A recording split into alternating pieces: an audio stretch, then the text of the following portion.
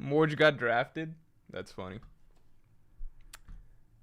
Alright, everybody, how are we doing today?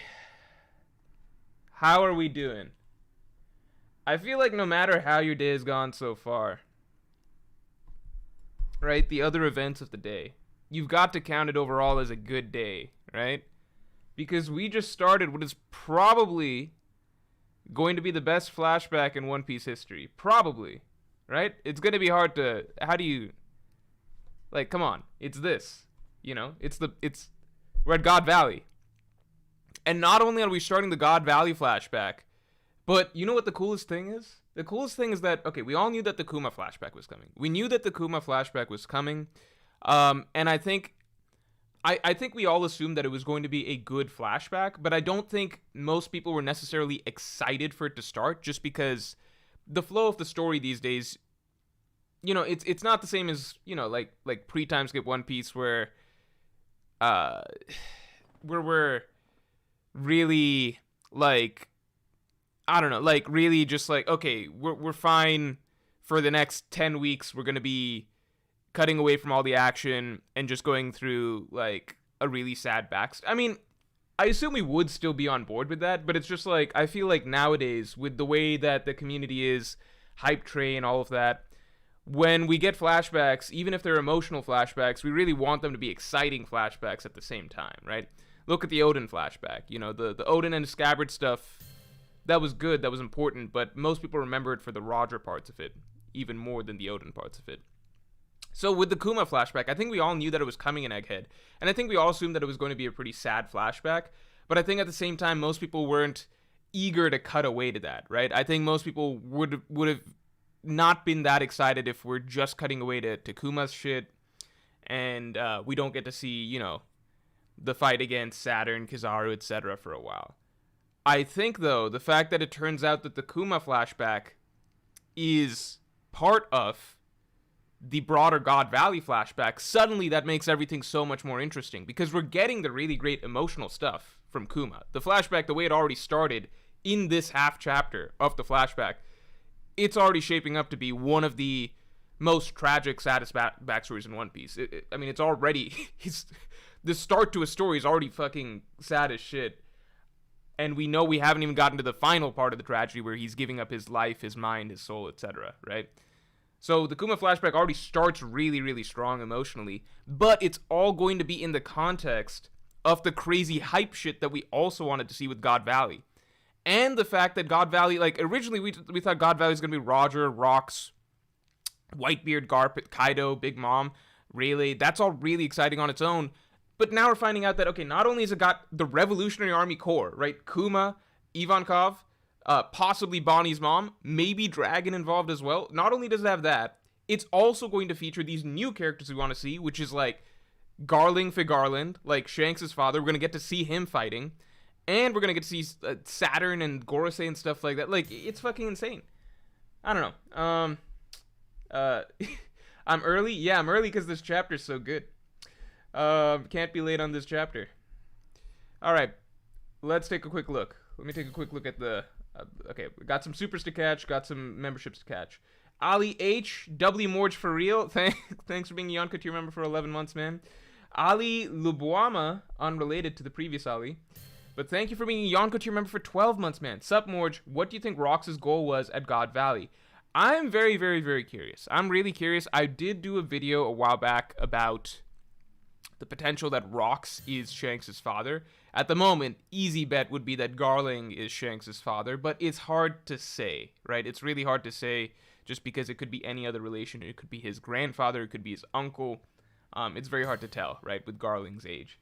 I like the idea that Rox was Shanks' father, but I think that'll be hard to work into the story at this point. I do wonder at this point if Rox had a son in general. Maybe not. But at the very least, I think that Rox attacking the Celestial Dragons, now that at God Valley, now that we know that this incident, it's not like they regularly resided at God Valley. Rather, they came down for a brief moment for a tournament.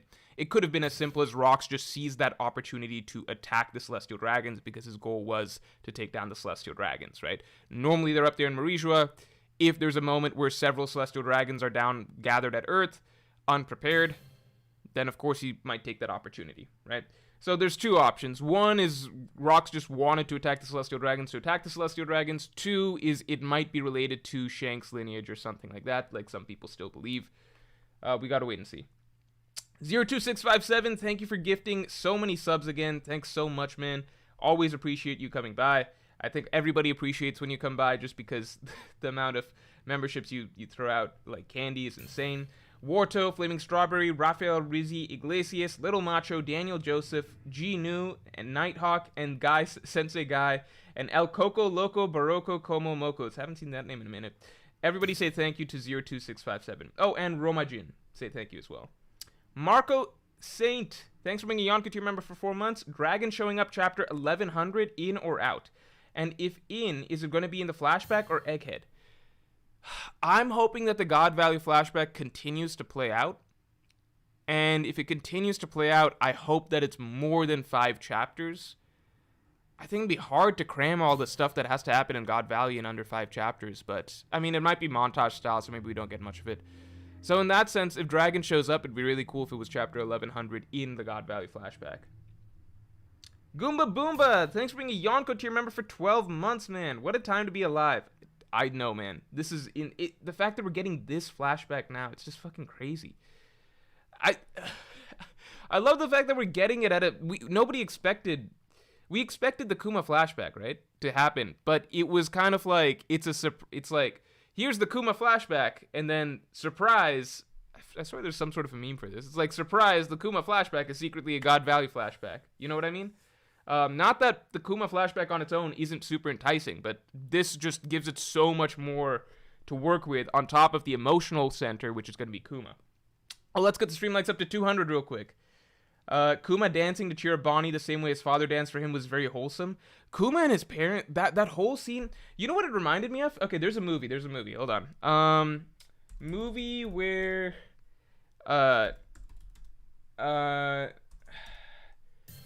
it's like shit. It's father son Holocaust. What is it? Life is beautiful. Okay, so that's a so I watched this when I was very young. It's a fairly dark movie. It's about a father. It's like a family, father son. They're taken in during Nazi Germany into the camps, and the entire time the father is basically pretending that everything's okay for the son. Like, oh, this is just a game. Oh, where are we going? We're going on an adventure. We're going on this bus. Where are we going to and stuff? And the entire time the son is, like upset, etc. The father is basically calming him down and pretending that everything's just a game, all right, etc. So it reminded me a lot of that. If you guys watch that movie, you'll know it's a strikingly similar scenario.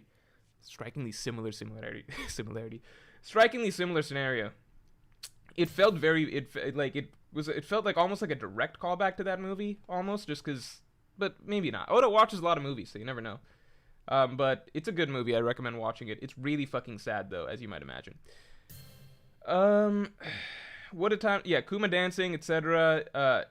It was very wholesome. Also, whoever Ginny is, she's definitely dead. Yeah, she is most likely.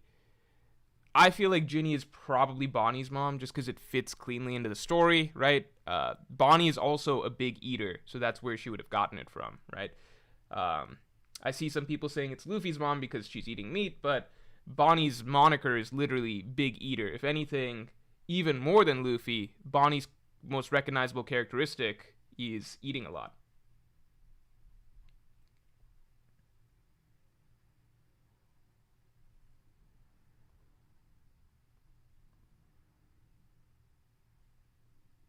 Xander Joros, thanks for joining Pirate King tier. I appreciate it. Appreciate it quite a bit. Watch out for the monthly Pirate King tier podcast, and of course you get access to all the Yonko podcasts. All right, let me catch up on the supers I've missed. Give me a second real quick. Yeah, but phenomenal chapter. Yeah, I'm catching the supers. I know I'm catching the supers. I have to sometimes, when memberships come up, I have to kind of catch them first, just because there's not an easy way to find the memberships again. So I gotta catch them as they come up. Okay, just where supers, I can pull them up whenever they have. Like, I can pull them up at any time. So Justin Holland, thanks for the 5. Do you think Emu and the Elders have a hidden, dark, otherworldly army that would reveal their true nature, waiting in the shadows for the final war? You know, that's a really interesting idea. I feel, though, that we're already kind of, like, that is essentially what the Gorosei are, right? They're these otherworldly demonic monsters that have been hiding in the shadows for so long. Then they've got the Gods Knights, who I assume are going to be shitty as fuck. They'll have the Seraphim, who are basically these, the Seraphim are these, like angels of death. It's kind of the appearance that they have. Whether or not the Seraphim will actually be on their side or anything like that, we don't know. If you think that they've got some other stuff, like just some crazy demonic army in general, I think that's possible. But what we've been getting already, it feels similar in a sense to that. Tom, thanks for the 2. Morj is late to give us the honor of being early. Yeah, you guys get to be early every stream. That's pretty good. Oliver Ojeda says, Morj, the community wants answers. Do that thing be hanging. Thanks for coming in on such a hype, exciting chapter with pertinent questions such as those. Fading Phase, thanks for the 5. You think there's a possibility that Rox is still alive? How impactful can he still be to the current story? Also, for Garland, left Whitebeard the scar. I don't think Rox is alive, but for fun, for the fun of it, right? For the fun of it. One thing I've thought about frequently is that Impel Down, I don't think Rox is alive, but one thing I've thought about is that in Impel Down, there are 6 levels, right? Impel Down is supposed to represent hell. It is frequently referred to as hell, like going down the levels of hell. Magellan is the devil that guards hell. It's a lot of hell discussion in Impel Down, right? And it's where the worst people in the world are kept. Makes sense. There's 6 levels to Impel Down. In culturally speaking, like the idea of hell, the idea of there being 7 levels of hell has been, built up quite, it's just become a cultural thing, right? The 7 levels of hell. It's from the Dante shit, right? Oh wait, there's 8? Am I crazy? What? Am I stupid? I thought there's, oh no, it's 9. For some reason I thought that there's 7. Hell is divided into 7 layers in Dante's Inferno, but at the same time, okay, I'm a little. Anyone want to clarify for me? I've always heard 7, but at the same time, it seems like Dante's actual Inferno, it's 9 levels of hell. Okay, either way, 7 levels of hell, 9 levels. I just thought that maybe there was a 7th level of Impel Down, and maybe somebody's super secret there is being kept, but it's never like, I don't think it's rocks or anything like that, and I don't think, it's not like I actually believe that there's another level, but it would be cool if there is another secret level where there's only like 1 prisoner, Like level 6 is where all the worst prisoners that are to be erased from history are kept, but then the 7th level is where there's 1 secret prisoner. Inferno's 9. I swear I've heard 7 levels of hell for so long. 7 is the deadly sins. I guess that's fair. 7 are sins. I guess that's probably what I mixed it up with. My bad. My Christianity shit is not is not the tightest. I'd be the first to admit that. J. Moray Eel, thanks for the 2. God Valley's mountains resemble Garden of the Gods. Garden of the Gods. Fuck, is this more Christian shit? Oh no, it's just like a place in Colorado. That's funny. It kind of looks like that. Caleb Brown, thanks for the 2. You think this will be Rocks Pirates' final battle too? Yeah, or like flashback. You're saying Rocks Pirates flashback too, because you wrote FB. I really liked it. I hope that Oda doesn't break this one up. The only time I can think of that Oda really broke up a flashback to show us 3 different ways was Dressrosa, with us seeing first from Rebecca's perspective, then Riku's perspective, and then Kiros's perspective, which I think was effective for that flashback. But I feel like the God Valley incident would be I think that incident in particular, because we already know so much about it and we just want to see it actually unveiled for us. I think this incident in particular would be more dramatic if we could get the full story all at once. However, it is largely through Kuma's perspective, so maybe it's just not possible for that to happen. I don't know. Jacob Busky, thanks for the 2. Haven't cried at One Piece in so long. Oda's cooking. Yeah, I don't know the last time that I teared up reading a One Piece manga chapter. It's been a bit. Yasue maybe? I'd have to think back. Yasue was pretty good for me at the time.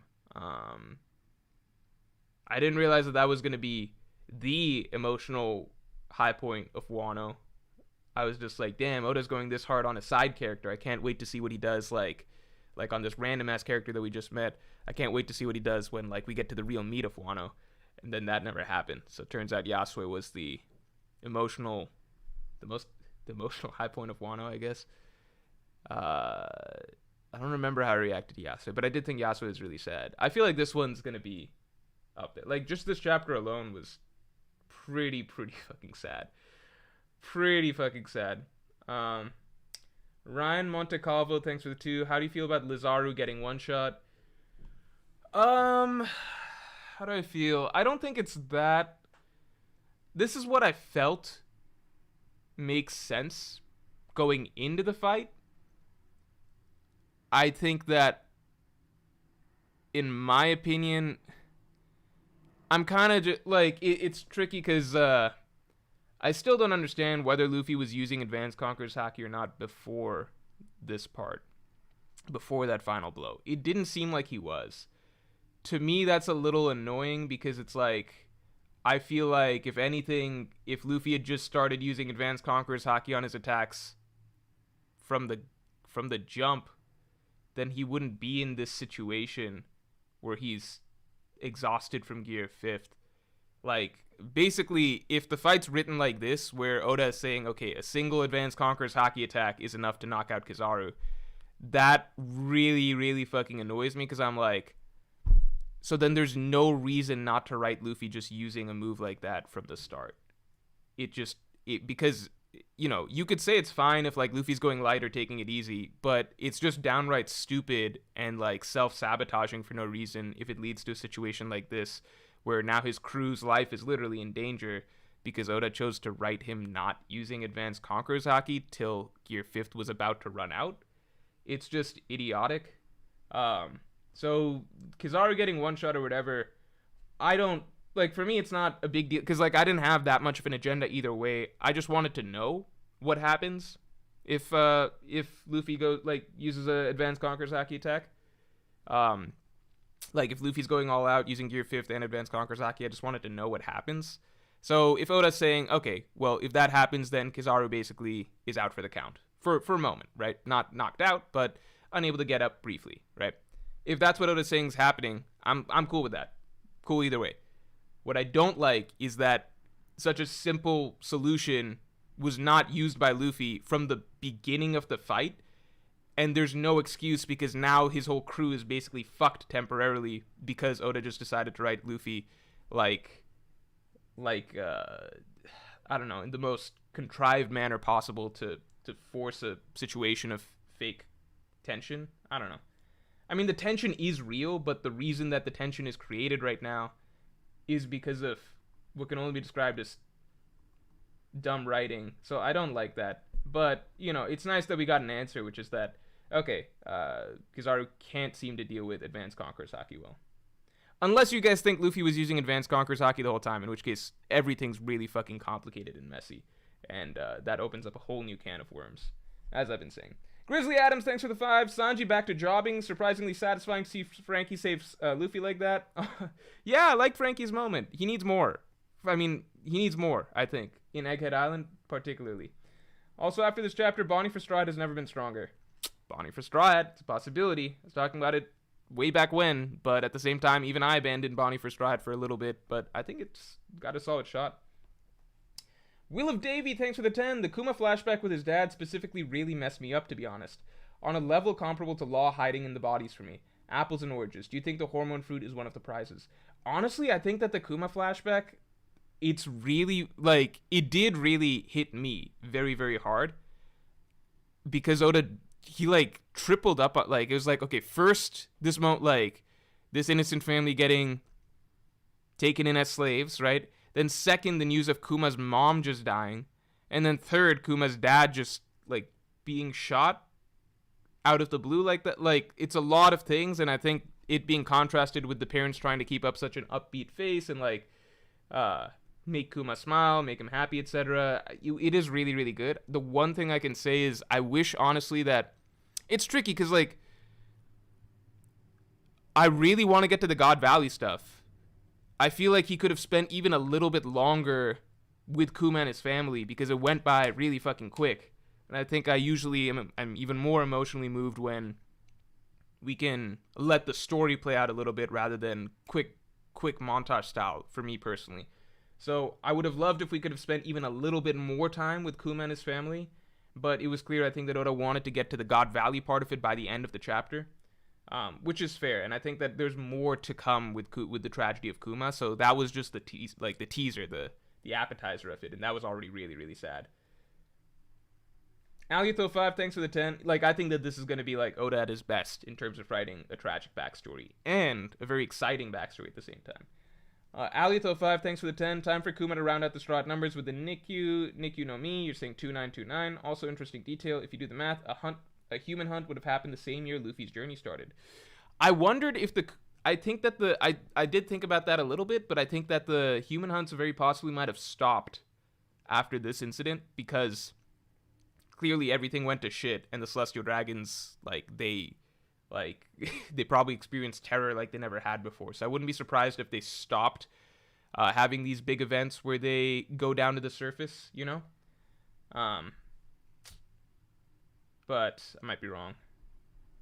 It would be cool if they're still, cool from a reader's perspective, not from, an actual perspective, but cool from a reader's perspective if there's another human hunt happening. Oh, let's get the streamlights up to 200 real quick. The Kuma Nikyu thing, I've talked about that before. I still don't think Kuma joins, but I think someone with his fruit could join. JP, thanks for the 5. A population eradication tournament, yet another parallel for Dressrosa being a microcosm of the world government. Yeah, I mean, Dressrosa, even within, even before the birdcage stuff, Dressrosa, even before that, had the Colosseum fights and stuff like that, so it just fits. 02657, thanks for the 5. I just want to hear you say that Moko Koko name again. That was smooth. The Moko Koko name is probably one of my favorite regular subscriber names that I ever get to see or read out, you know. Okay, let me try and move this along a little bit faster. Shit, a lot of shit here. Okay, we're caught up.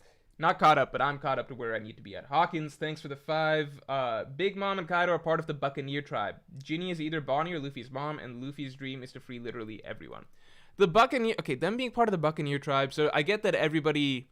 Now every big character we're thinking is part of the Buccaneer tribe, but now that opens up a whole can of worms for me, because now it's like, where's the line? Because One Piece, we just got used to so many characters being larger than normal humans, that I'm just like, if all these characters are larger than normal humans, is where's the line, right? Like, the Frankie family was the first. The Frankie family, what were those guys? Frankie family members. Who are those guys? The giant guys, right?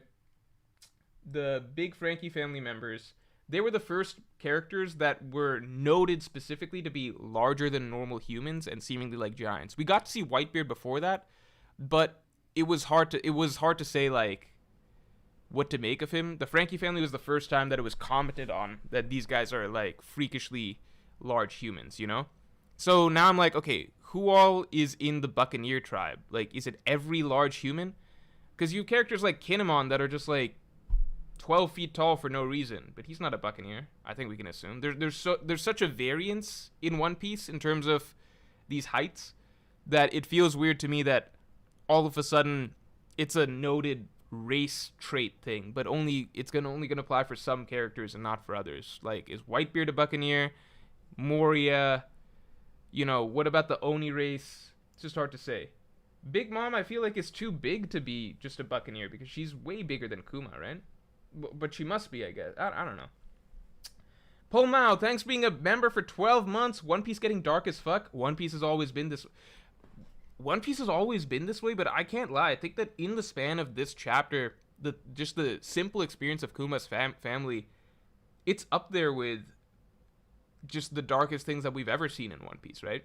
Because I don't think we've ever delved into slavery really in one. We have, obviously, like, we've ever since Hancock stuff, Fisher Tiger stuff, but that's usually all hearing about slavery, right? We hear that the characters were slaves. Maybe we get a couple panels or chapters of them being slaves, but we don't really delve into it.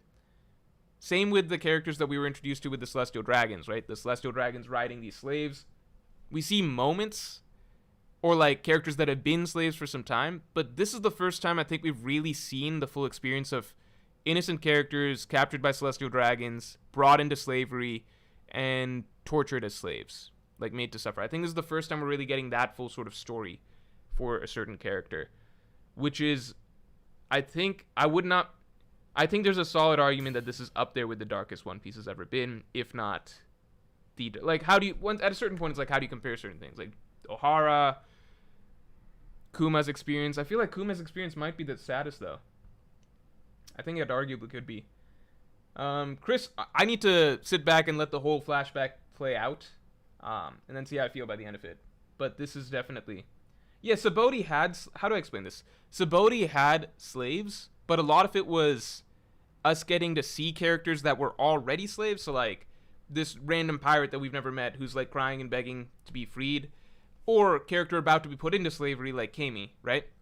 I think Kuma is the first time that we're actually getting to see... So we're seeing, like, parts of it, right? Little glimpses. Oh, this character's being like, almost being forced into slavery. Or, like, oh my god, this character is this character, the random side character we don't know on the side, that we just met, he's a slave, right? And he's begging to be freed.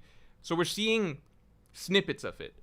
Kuma is the first time I think we're really seeing an innocent family, basically from start to finish, the process of them being turned into slaves, what is done to them after they're slaves, how they're made to suffer, and I think we're getting to linger longer with their experience of being slaves and sort of the helplessness and the pain that comes with that for Kuma. You get what I'm saying? Because he's first taken in, his normal life broken, then he finds out his mom has passed away, then his father is killed in front of him, all of this while he's a slave, then he's trying to escape and everything like that, and he's being brought back by other slaves. I think this is the furthest we're delving into slavery, really. So I think in One Piece up to now, slavery was more of a concept and something that we saw glimpses of, and now here it's a full backstory focused on that, which I think, yeah, I think that this is maybe already set to be the darkest backstory in One Piece. Maybe already the darkest, depending on how you view things. Chris Arsenault, welcome to the Yonko. Thank you very much for joining. I appreciate it. Sorry, I said I'd move a little faster. Let me move a little faster. JP, thanks. Oh, no, we covered this. 02657 says, I just want my people to know that Ginny is not Crocomom. Don't be fooled. I don't think Ginny is Crocomom. The hair color's not even right? Not a Pro 64, thanks for the 5. Bonnie is a Ginny clone, not biological daughter of Kuma. Doesn't have Buccaneer blood. Saturn wasn't interested in killing her or making her a slave. They might... I think... It's hard to say. She might not have Buccaneer blood. Yeah, that's an interesting point. That is a very interesting point. But then in that case, like, isn't Vegapunk kind of her father? It's hard to say how attached someone like Saturn would be to capturing someone with... No, but Saturn even talks about it. It's hard to say. Sith Lord, thanks for the 2. Hope Kizaru versus Luffy gets around 2. Is that it? I just think that they got bigger fish to fry now. 1, I would not be surprised if by the end of this, Kizaru does rebel in some way, because Saturn is clearly being framed as the far worse, far more malicious, and far more powerful. Maybe far is too strong. More powerful, likely more powerful antagonist of the arc. The true big bad boss. And Kizaru's arc so far has been... in this storyline so far has been very mixed, with lots of potential for a change down the corner, right? So I wouldn't be surprised if Kizaru does something different by the end of it than we expect. At the same time, I don't need to see Luffy versus Kizaru again. I want to see Luffy versus Saturn at this point. Yeah, maybe like Kizaru didn't use Awakening and stuff like that, but I still would rather see Luffy versus Saturn at this point. If we get something like Zoro and Sanji trying to take on Kizaru, or Zoro getting to fight Kizaru for a bit. That would be cool. I'm just personally not too interested in Luffy versus Kizaru again. I think we got the creativity you would want out of that matchup. And then at this point, it would just be beating a dead horse for me. Because neither of them were that serious about the fight. Tone-wise, I think there's a much more interesting opponent that has appeared. JWP, thanks for the 5. Egghead Island, best post-time skip arc. I think it's got a really fucking strong argument for that. For me, I'll say this. For me, it is already the best post-time skip arc, personally. I draw a distinction between two things. Egghead Island has also featured a lot of... There's the story of Egghead Island itself, right? With what's happening with the Straw Hats, Vegapunk, Bonnie, Kizaru, Saturn, all of these characters. And then there's everything in general that has taken place in the time frame of Egghead Island, right? Which is Revolutionary Army stuff, Marijoa stuff, Shanks Kid stuff, Garp Pachinosu stuff. So if you combine all of that, Egghead Island is my favorite post-time skip arc. If you want to evaluate just the storyline of Egghead Island itself, what our main characters are going through, the actual arc, right? And not just the events that happen to be taking place at the same time, I think Egghead Island still a bit of a ways to go before I would call it my favorite arc. I need to see how it all plays out.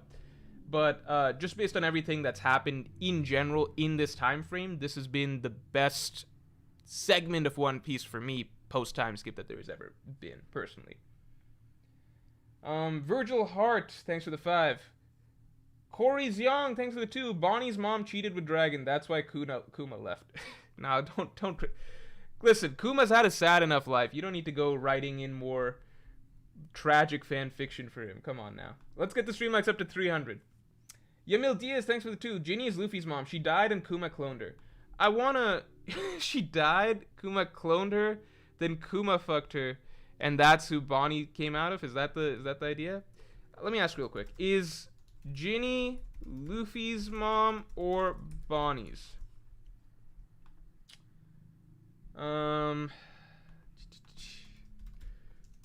Quick poll on this because I'm curious.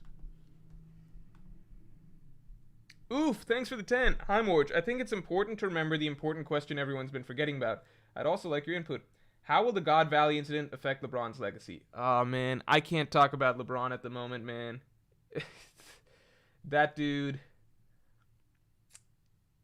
He's PR team, man. I like to believe PR team. I don't know, man. I can't talk about LeBron right now. Timothy McQueen, thanks for the 10. My favorite chapter of Egghead used to be 1088, and now it's this one. This chapter's mini thesis... 1088. I don't even know what... Oh, 1088 was the Garp chapter. End of Garp chapter. This chapter's mini thesis on the right to live and the gut-wrenching dialogue during Kuma's enslavement bumped it up for me. I think this could be... Yeah, I think that there's a... I think 1088 is more the culmination of things. It's more so the culmination of a lot. Whereas this chapter, it's...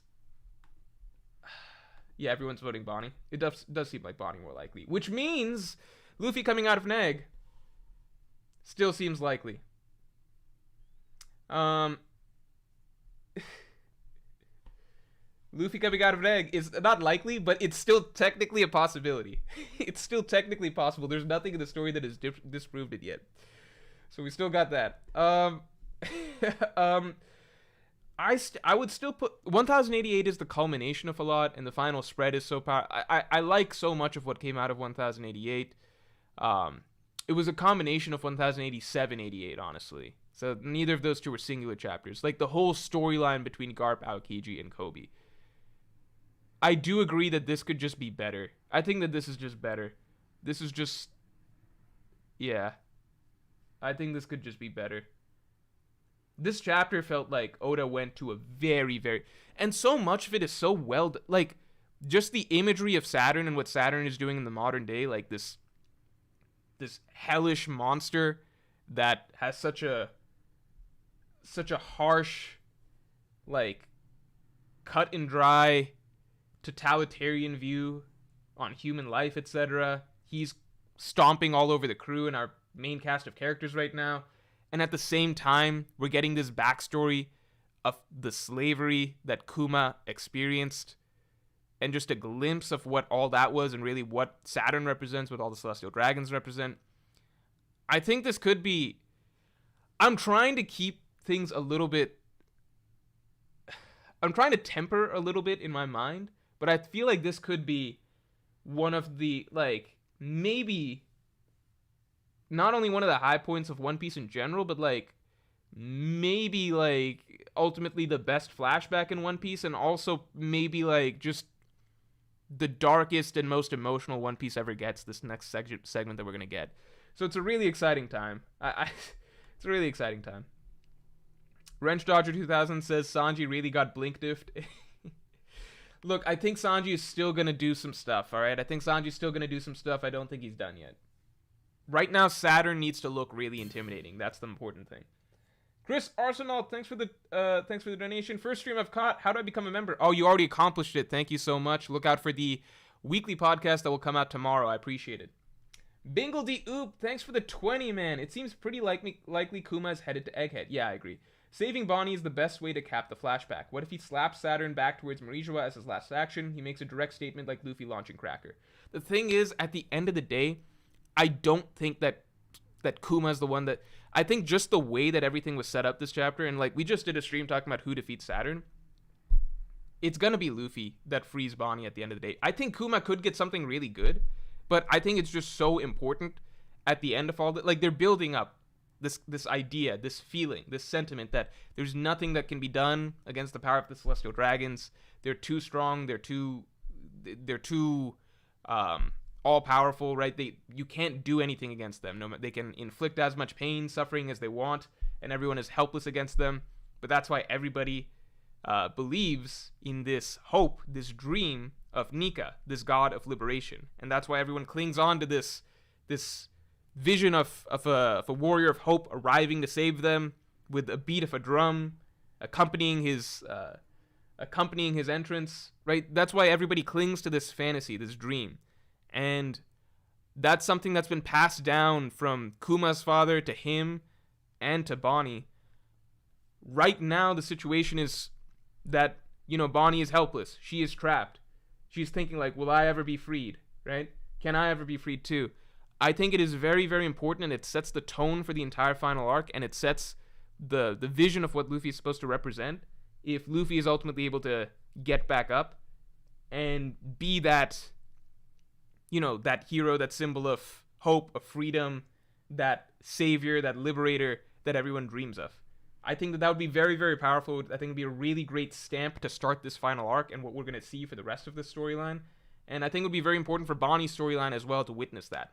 I still think that Kuma arriving would be great. I think that would be great, and I think it would be awesome if he does something in that moment.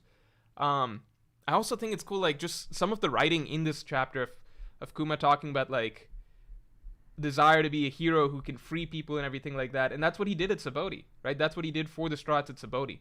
He went about just freeing them one by one from the clutches of the world government. But I think it's time for Luffy to be the one to do that, I think it's just that time. So I think it would be awesome and very satisfying if Kuma is in there and able to do something. But I would love to see... I feel like it's more powerful at this point in time if it's Luffy. I think we're just at that point in the story, personally. And I feel like that's the sense of setup that I got from this chapter. Stormfox, thanks for the 2. Is Saturn Yonko level? It's crazy that is a debate. I don't think that that's crazy. I don't think that that's crazy. I think that it's very possible that Saturn is what we would call... Yonko level is just so fucking... Because it's just like...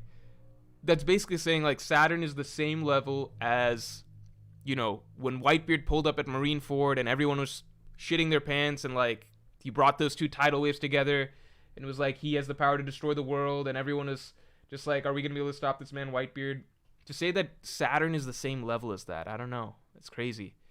To say that Saturn is the same level as, like, Kaido, who was... we all know Kaido's shit. It just happened. It feels possible because it already feels like he's stronger than Kizaru. So it depends how closely you cling to the idea of, like, Kizaru being on par with like Kaido or something like that, or Kaido or Whitebeard or Shanks. I personally at this point feel like Kizaru is not quite there. So then the question is, how big is the gap between Saturn and Kizaru? I think once Luffy gets back up, which I do believe he will, we will get a better idea. Manifest Joe, thanks for the 5. Can't stay because I gotta watch my Chiefs, but what a crazy chapter, man.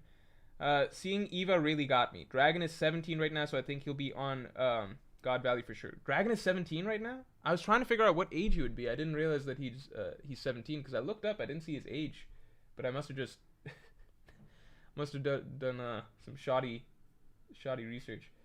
King G, thanks for the 2. Luffy only used Gear 5 to keep up with Kizaru. I don't know, I guess, but like, why wasn't he using Advanced Conqueror's Haki is my question. Mangekyo 3000, thanks for the 5. Didn't expect it, but Otoko changed her Sky Lantern. Otoko changing her Sky Lantern message got me. Oh, that was really sad. I did think that was very sad, but it wasn't a tear up thing for me. I thought that was a good emotional moment. I think Yasuo's death was the last one that definitely, the Yasuo thing definitely felt like a very emotional chapter for me. Okay, Maya, thanks for the 10. What if Rox lived through an earlier hunt and targeted God Valley specifically because he knew the Celestial Dragon's hunt would be held there? I love that, especially considering we've learned over time so many of the characters that hate the world government are characters that have suffered under them in some fashion in the past. After all, every One Piece genocide has its one survivor. True. Caleb Brown, thanks for the 5. You know what's interesting? Robin never seems to hold that much hate against the world government. She clearly doesn't like the world government, but she's just like, okay, I'm free now. I'm just trying to read my books. I just want to read my rocks. I want to find the rocks and I want to read about them. She's not like living out her life to take down the world government. She joined the Revolutionary Army because they were there, but it wasn't with the express goal of like, I'm going to help you guys take down the world government. So shouts to Robin for not living with hate, even though it would be totally deserved. Robin's such a fucking great character. K Maya, thanks for the 10. We covered this after all. Yep. Caleb Brown, thanks for the 5, man. I think what Roger told young Shanks that made him start crying was that Shanks was actually a Celestial Dragon. Oh, that would be a crazy thing that would be such a shit. No, it's not a shitty thing, but it's just like, man, you don't want that to be the last memory of what Roger's telling you, you know? You could have Rayleigh tell Shanks that like 5 years down the road. The last thing he's like, goodbye, my father figure. He's like, you know I'm not your dad, right? Your dad's a fucking shitty-ass Celestial Dragon. One of the worst Celestial Dragons of all time, by the way. Also, I think Dragon... That's a cool theory, though. That's very possible. Also, I think Dragon shows up in the flashback. Now that I know he's 17, I would not be surprised if Dragon shows up in the flashback. Maybe chapter 1100, like some people think. 02657, thanks for the 10. Gear 5th ruffles too many of your feathers. Can't some of this be justified by Luffy being excited to use his new gear and needing to build up stamina with it like he did with Gear 2 and Gear 3?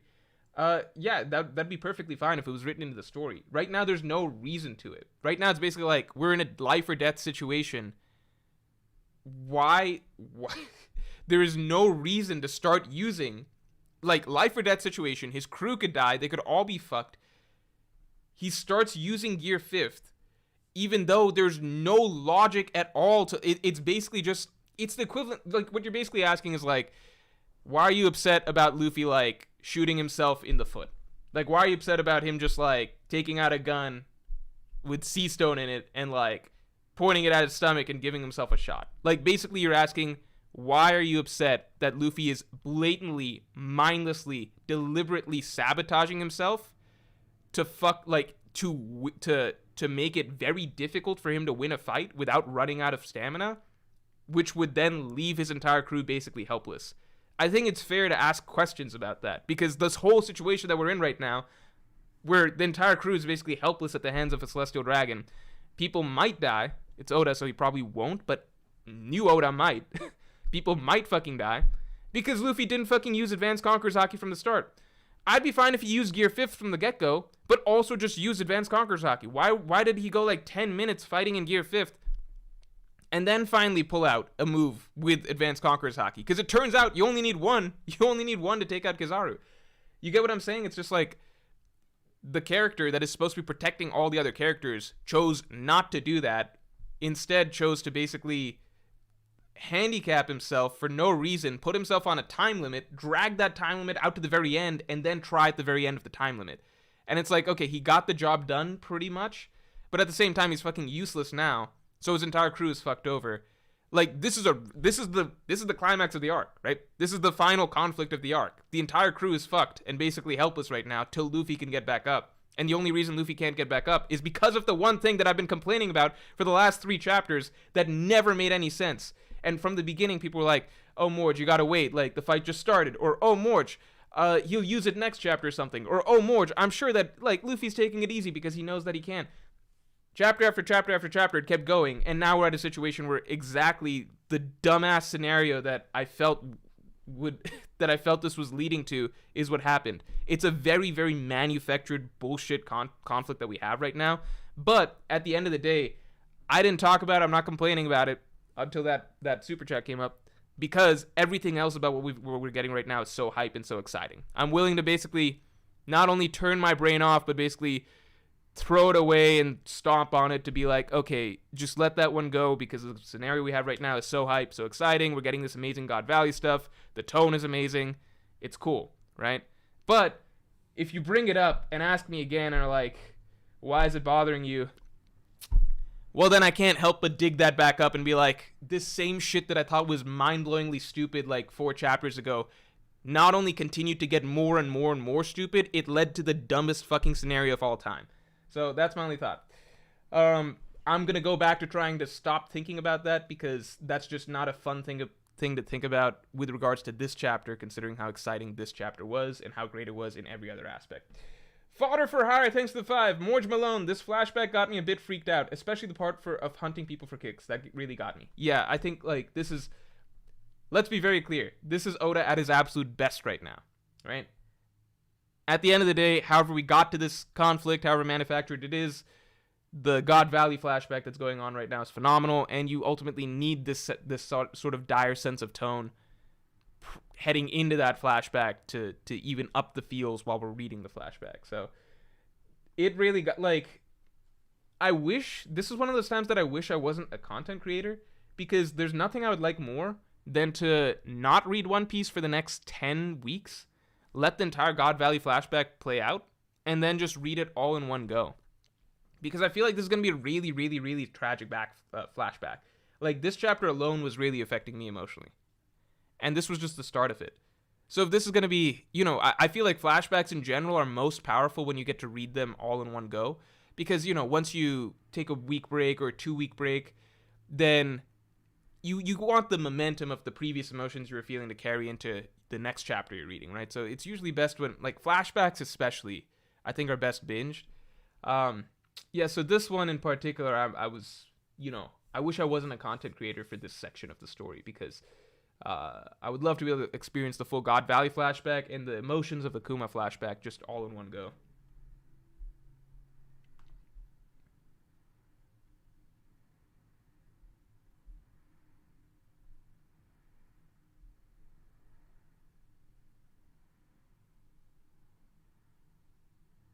No, people are arguing that Luffy is just an idiot sometimes.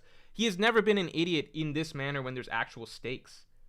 Like, there's no reason. Like, usually there's a reason, right? Like, if Luffy's not, like, there's a reason you can make sense of. Like, oh, why didn't Luffy use Gear 2nd to start a fight? Well, pre-time skip, it was usually because Gear 2nd really took off his lifespan, right? There's a drawback. Why doesn't he use Gear 3rd all the time? Oh, there's a drawback, right? Luffy's never been stupid in this manner. There's a difference between being stupid, like, oh, thinking that Foxy is a different person because Foxy puts on a mask, versus being willfully handicapped. Like, he's never willfully handicapped himself when there's no reason not to, and especially when his crew's life is at stake. That has never happened in the story. That is just that's like a whole different character that you're writing for him. If anything, Luffy goes his hardest anytime his crew is in danger. So there's no writing reason for him not to use Advanced Conqueror's Haki right off the bat. The situation we're in right now is because Oda was like, well, I need Luffy to be just out for the count for a bit. So the only way to do that is, well, why don't I just have Luffy handicap himself and sabotage himself for no reason? And that's just, you know, it's just not fun writing if you do it like that, in my opinion. Dr. Farewell, thanks for the 5. Eva being here is a great surprise. I didn't expect him and Kuma to go back this far. makes makes Marine Ford much sadder, and Bonnie potentially being his niece lol. Yeah, I like. It's crazy to think back to Marine Ford and just all the characters that were there, and the fact that Bonnie's close relationship was with Kuma, with Kuma and arguably with Ivankov, and we would have never had any idea because we don't know who she's talking about while she's like watching over the battle and stuff, and who she's upset about exactly. Lula176 says Luffy isn't smart, but he isn't dumb. Yeah, he's battle smart.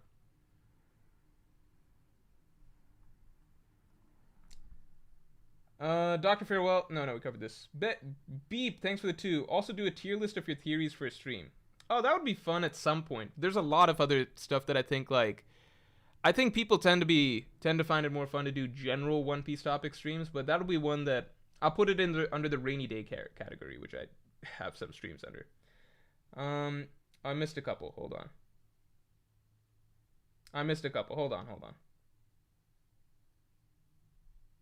Oh, I missed several. Let me catch these. Hold on. Fuck, I missed several. Okay, there's a lot of supers going on. Let's get the stream likes up to 400 real quick. Shit, I missed a bunch. Okay. We're catching up right now. Fodder for Hire says, no, we covered this. NCJ, thanks for the 5. Thank you so much for all the amazing content you make. Thank you for the support. Also hyped that Egghead is growing into something bigger than I ever anticipated. Who would have thought that Egghead, like, at this point, I thought that Egghead was going to be a simplistic arc that gets some stuff established or whatever. There'll be a fight at the end, maybe Luffy versus Kizaru. I thought that Elbaf would be the really big one. But now I almost feel like Egghead is the really huge one, and Elbaf will be a quieter arc in many aspects, which is insane to think about. The Final Storm, thanks for the 2. Street Sing Ginny is Crocodile. Thoughts? No, what is... No, Ginny's not Crocodile. If Ginny's Crocodile, that'd be fucking insane, but I don't think Ginny's Crocodile. Jacob, thanks for the 5. What if part of why Blackbeard obtained the Yami Yami no Mi was to negate the immortality of the Gorosei we theorize come from previous Ope Ope no Mi users? That would be awesome. I love that idea. That would be crazy. And in that case, I really, really like that idea. I do wonder how they're going to defeat the Gorosei otherwise. Duck20, thanks for the 5. Thoughts on Buggy being Rox's son? I think Shanks and Buggy showed up at the same time on Rodder's ship. Buggy being Rox's son? That'd be crazy. I know I'm saying a lot would be crazy, but there's so many ideas being thrown around here. I wonder if Buggy has some secret level of strength that could be tapped into. Buggy being Rox's son. Oh, man. Buggy being Rox's son.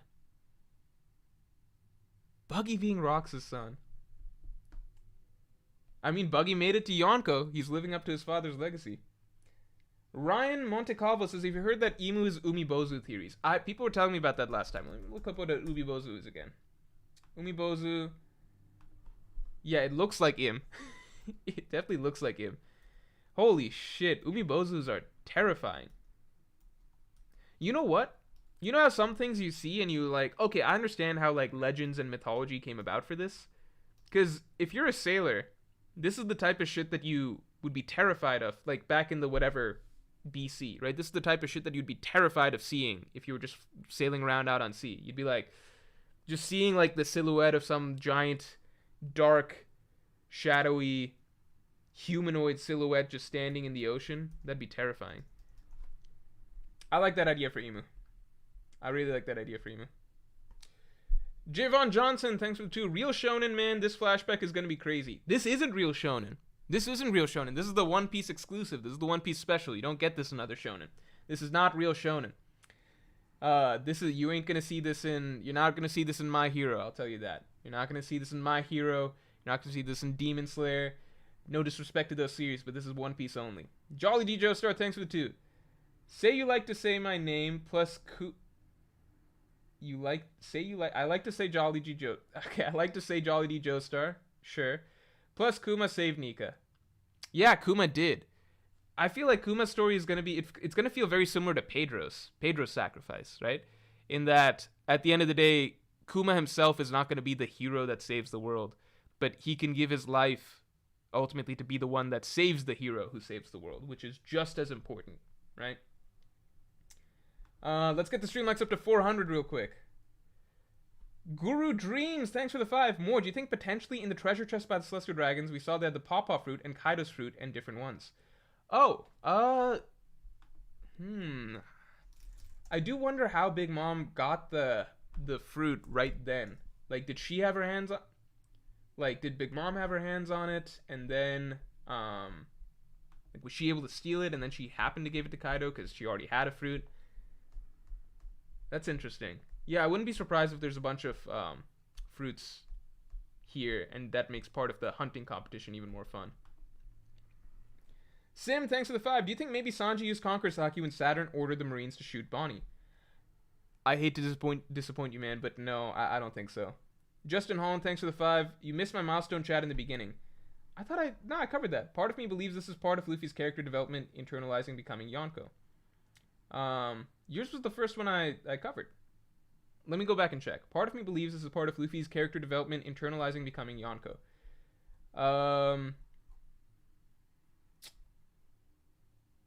Maybe. I don't know. It would be nice if Luffy grew from this arc a bit, but I also don't know how much this arc is set up for him in terms of character growth. Yeah, Justin, I covered this. Do you think Imu and the Elders have a hidden, dark, otherworldly army waiting in the shadows? Go back to the beginning of the stream. In the first 5-ish minutes, I cover it. I promise.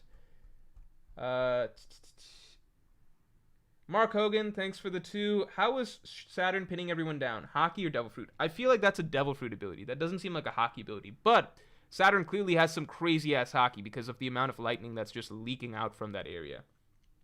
So he'll be good at both, I imagine.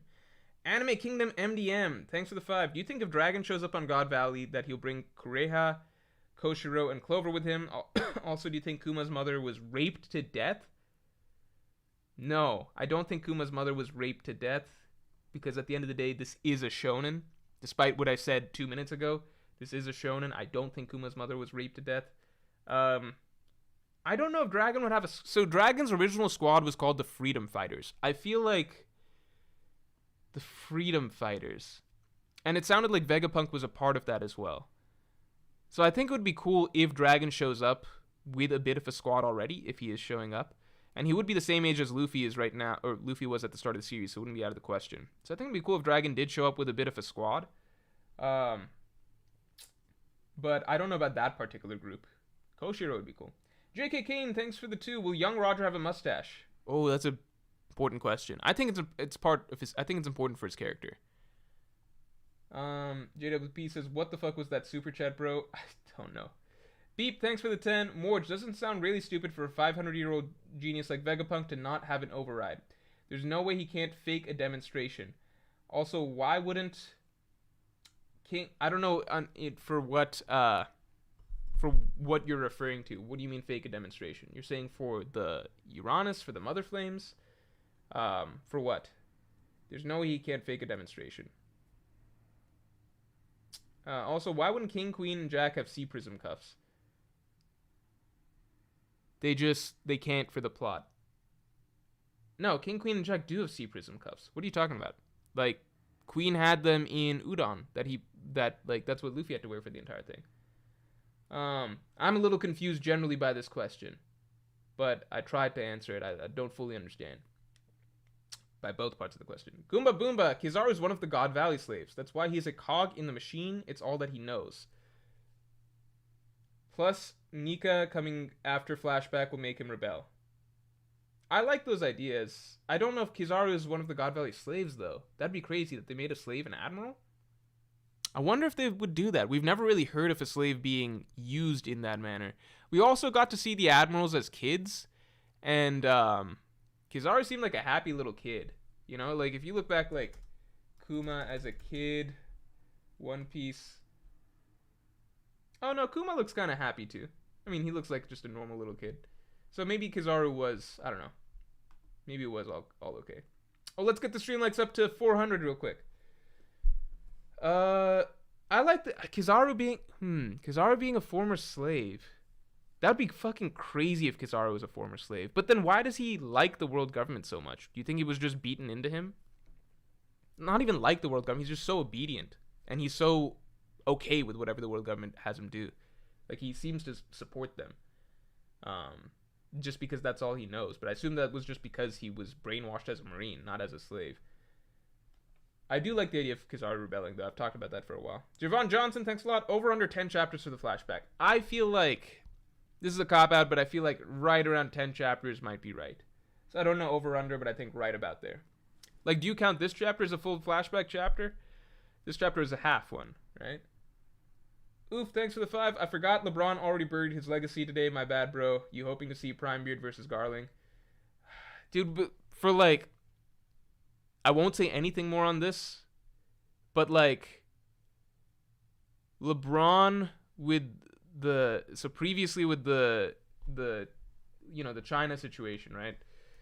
I don't want to, I kind of want to look at what his exact statement was. I'm not going to delve any further into this, but like, the China stuff, that was already like, okay, I got to look the other way. And now this, I'm just like, man, you know, I don't know, man. So, you know, it's a couple, like, it's a few things where it kind of becomes clear that I think outside of within America issues, I don't think LeBron is either knowledgeable or he's not really willing to have a backbone around him. And I think that that's fine as long as you're not like being so vocal about in America issues and acting as though, like, I love, like, he's my favorite player, but like, you can't on one hand act as though you're this big advocate and like always speaking out about social issues and the trying to do the right thing when everybody else tells you to shut up and dribble, but then at the same time be so spineless when it comes to other things, right? As soon as it threatens your money. Sean Easton, thanks for the 5. Did Dragon come with Garp to God Valley as a Marine, and was Croc a slave/Marine maybe? If we see Dragon in a Marine outfit, that'd be fucking hilarious. The thing I've always questioned about Dragon being a Marine in the past is simply because the way Dragon is spoken about in world government meetings and everything like that, and he's been spoken about in general, is that nobody knows who Dragon is, nobody knows what he looks like, or they have a photo of what he looks like, but like, he's this mystery figure, nobody knows his origins and stuff like that. That's some stuff that's been talked about in past world government stuff, which wouldn't make sense if Dragon was a former Marine.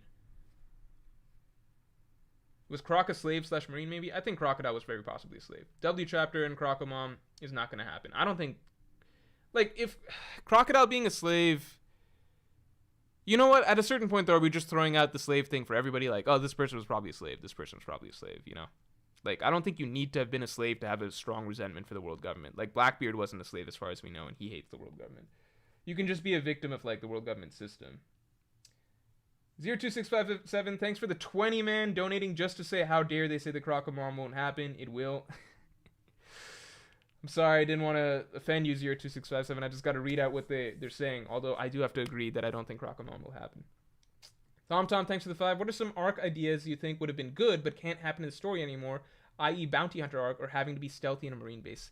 I have always felt that I've always been on board with the idea that a rescue Luffy arc would be good. Beyond that, there's nothing really. There's locations. I'm like, oh, Emerald City that was referenced at one point. That would be cool to see at one point. Just because it's referenced. Bounty Hunters being more involved a little bit would be nice, but I never expected a Bounty Hunter arc. So, in general, it's kind of the other way, where the number of arcs that are already... I feel like Oda always surprises by adding more arcs than you would expect. You know what I mean? Like, there's more than you would expect at the end of it. Like, most of us expected, okay, next is Elbaf, and then maybe Raftail and stuff like that.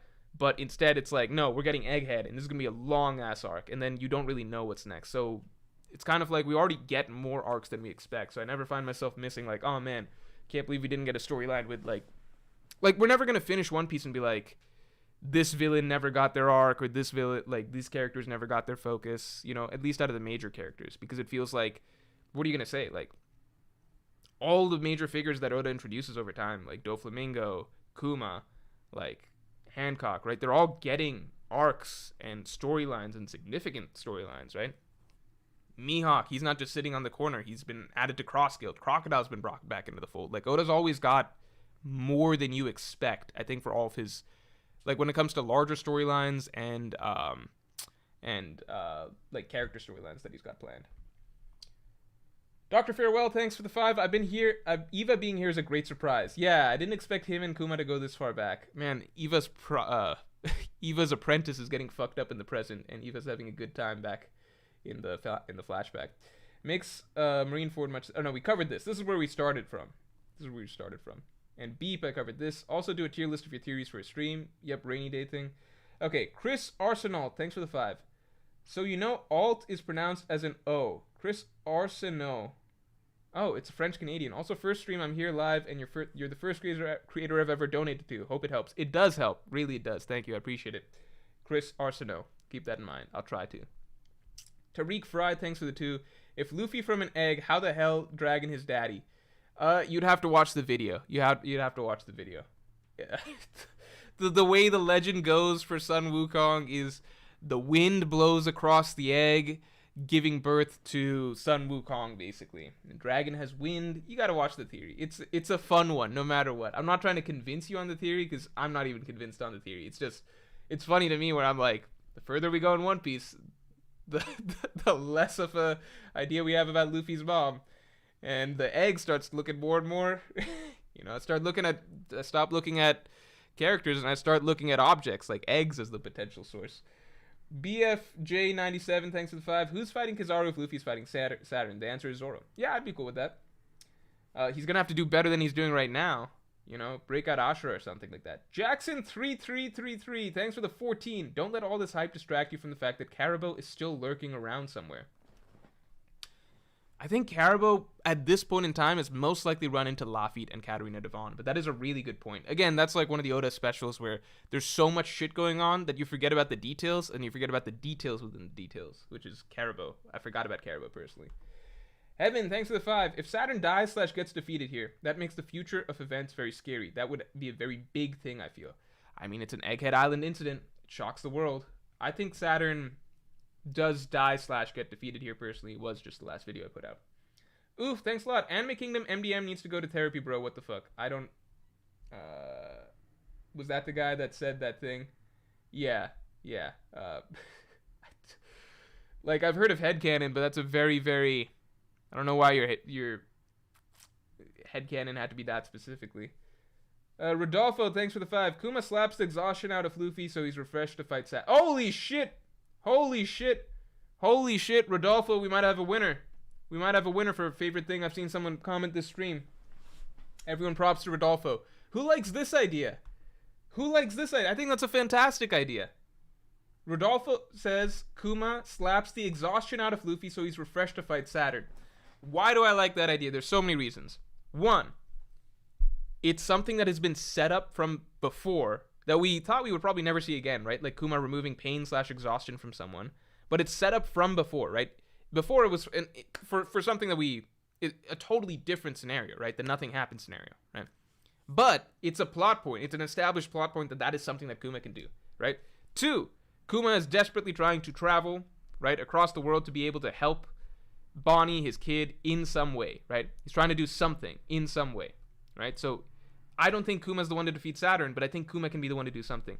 3, Kuma has always dreamed of this hero figure, Nika, right?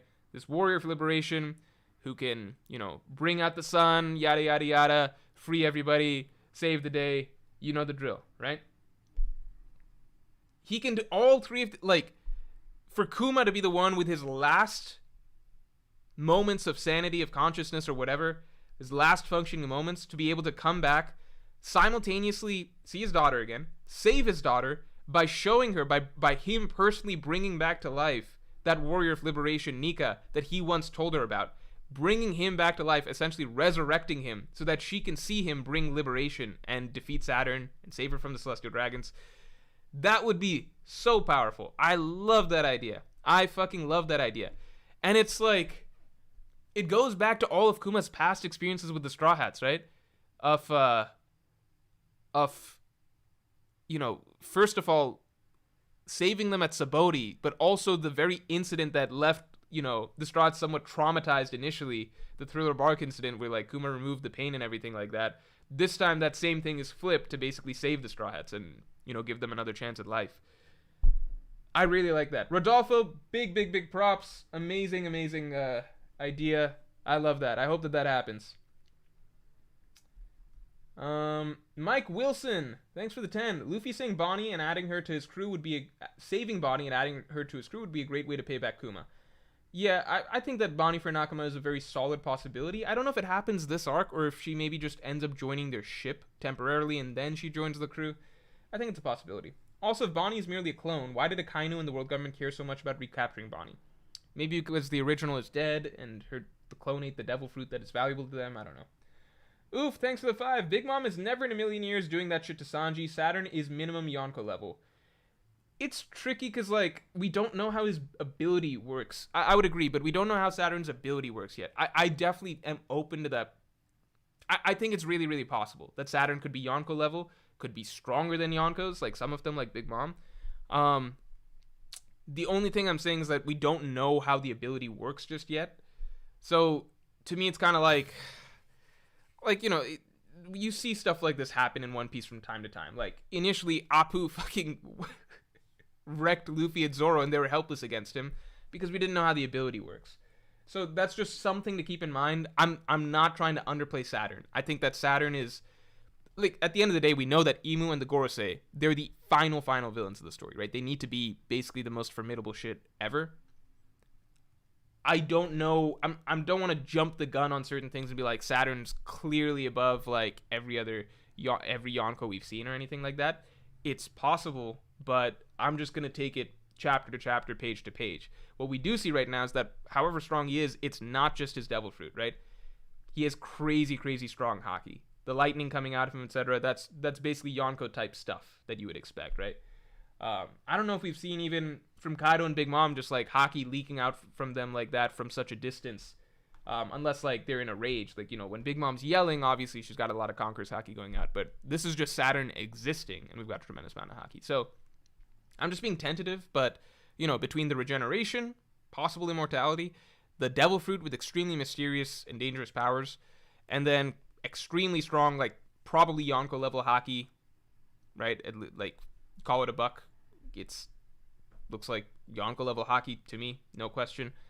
With all of that combined, I would not be surprised if Saturn is, like Yonko level character, maybe stronger than some Yonko, maybe stronger than all the Yonko if we want to get really crazy, but I'm not just going to jump there just yet, right? Let's see Luffy against him first. Let's also get the stream likes up to 400. Flame, thanks for being a Pirate King tier member for 12 months, man, but I have to disagree with you. I don't think Ginny is Crocodile. Their hair color's not even the same, but, you know, who knows?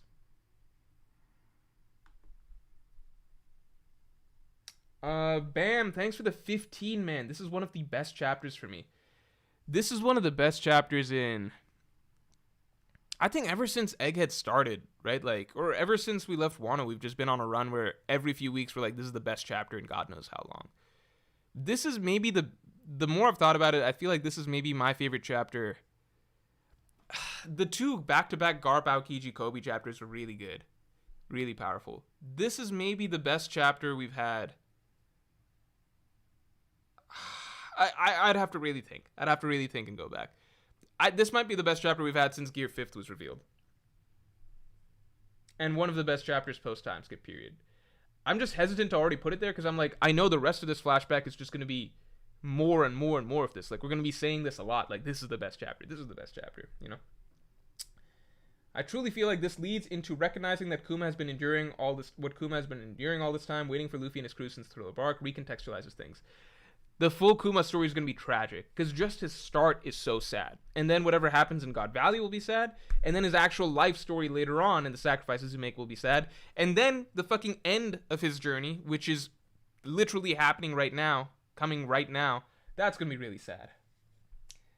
Bingledy Oop, thanks for the 5. Solid point on Luffy being needed as that symbol now. Thank you. If Kuma dies on Egghead, I'd love to see the old theory of the tangerines on the Sunny turning into devil fruit. Ooh. Yeah, I mean, we've all been waiting on that one possibly happening. You know, that's just been a...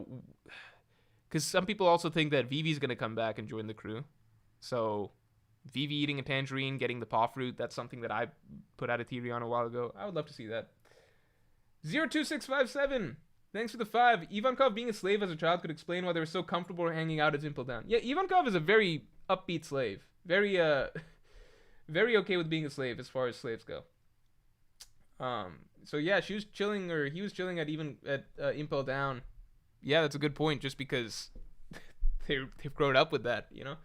DuckDuck20, thanks for the 5. I love how Kuma's dad's wounds changed each time there was a scene transition.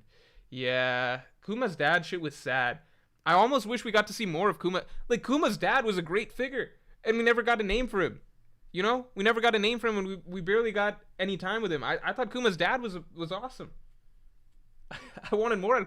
That's the one thing I was saying towards the beginning, was I think that if we'd taken Kuma's backstory and just, like, stretched out a bit longer so that we could have, you know, gained more of a connection even to Kuma's dad, Kuma's mom, kind of like, you know, in past arcs with Hirula, Corazon, Bellemere, etc., that's obviously asking for too much at that point. But I'm just like, even in montage form, like even just skipping through the beats, this is one of the saddest things Oda's ever written.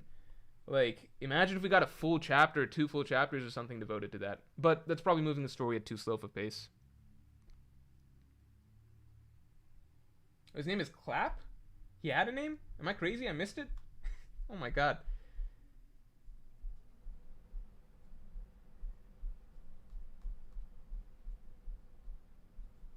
Hello, Kuma. Oh yeah, his name is Clap.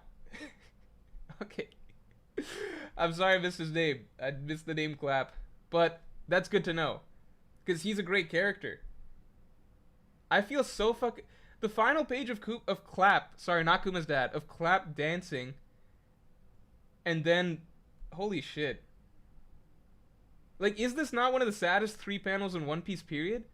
Like, the Clap dancing... The people never fail to laugh when they hear his drum beat. He's singing.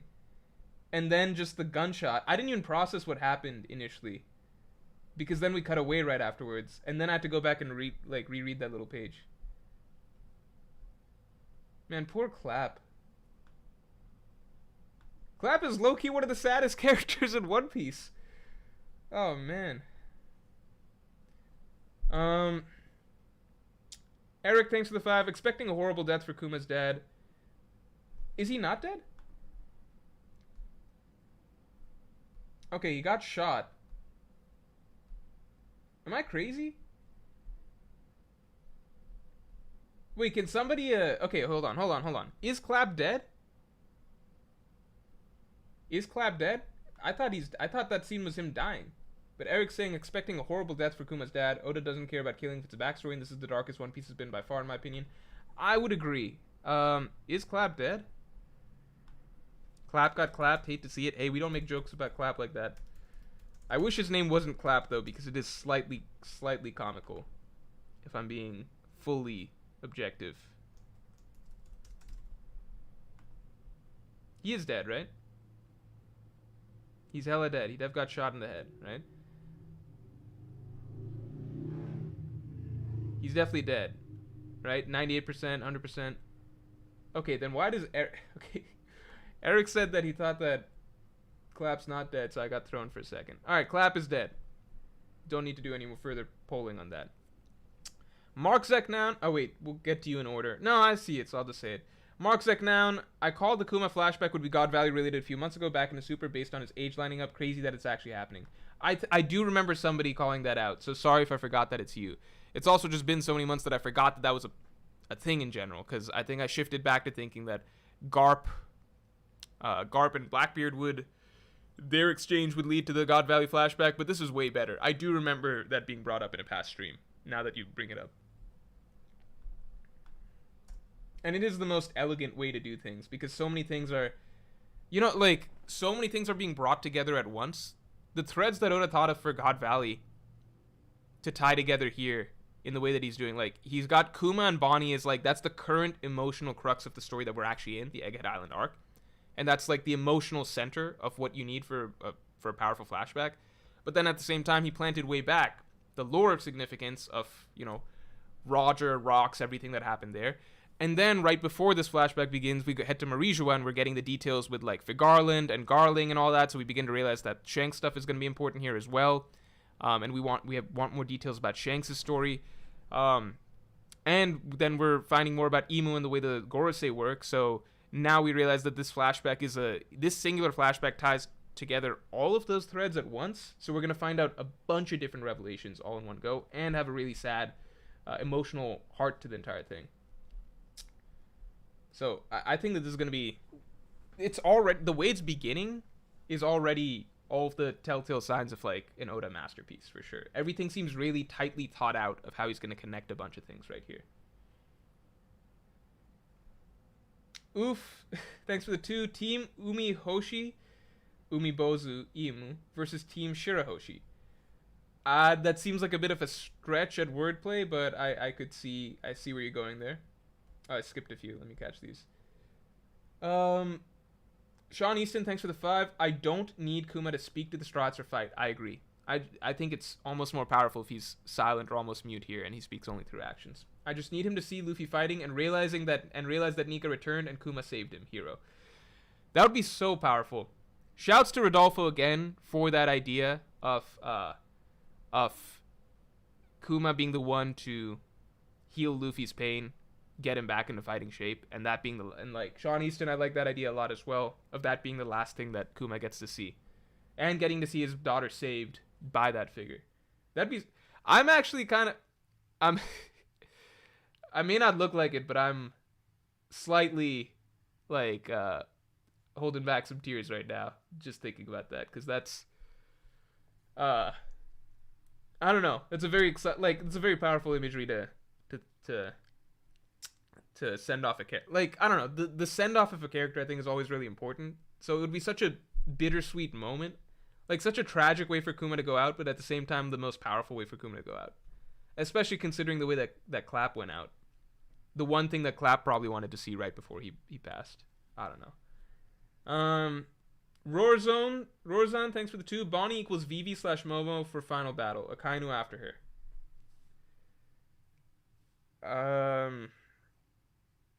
I guess I kind of get what you're saying, but Akainu will basically be after in the final battle and after Protector, I guess, to some degree. Oof, thanks a lot. To be fair, Luffy Gear 5 took out Kizaru, Saturn surprised. Yeah, no, Gear 5 took out Kizaru. My question is, why didn't he use Advanced Conqueror's Haki from the start when he started using Gear 5? Because then Kizaru's basically done right away. Pretty much the moment that Luffy had him grabbed, right? The moment Luffy had him grabbed, the fight was over. But instead, the fight goes on 2 more chapters, probably 10 more minutes.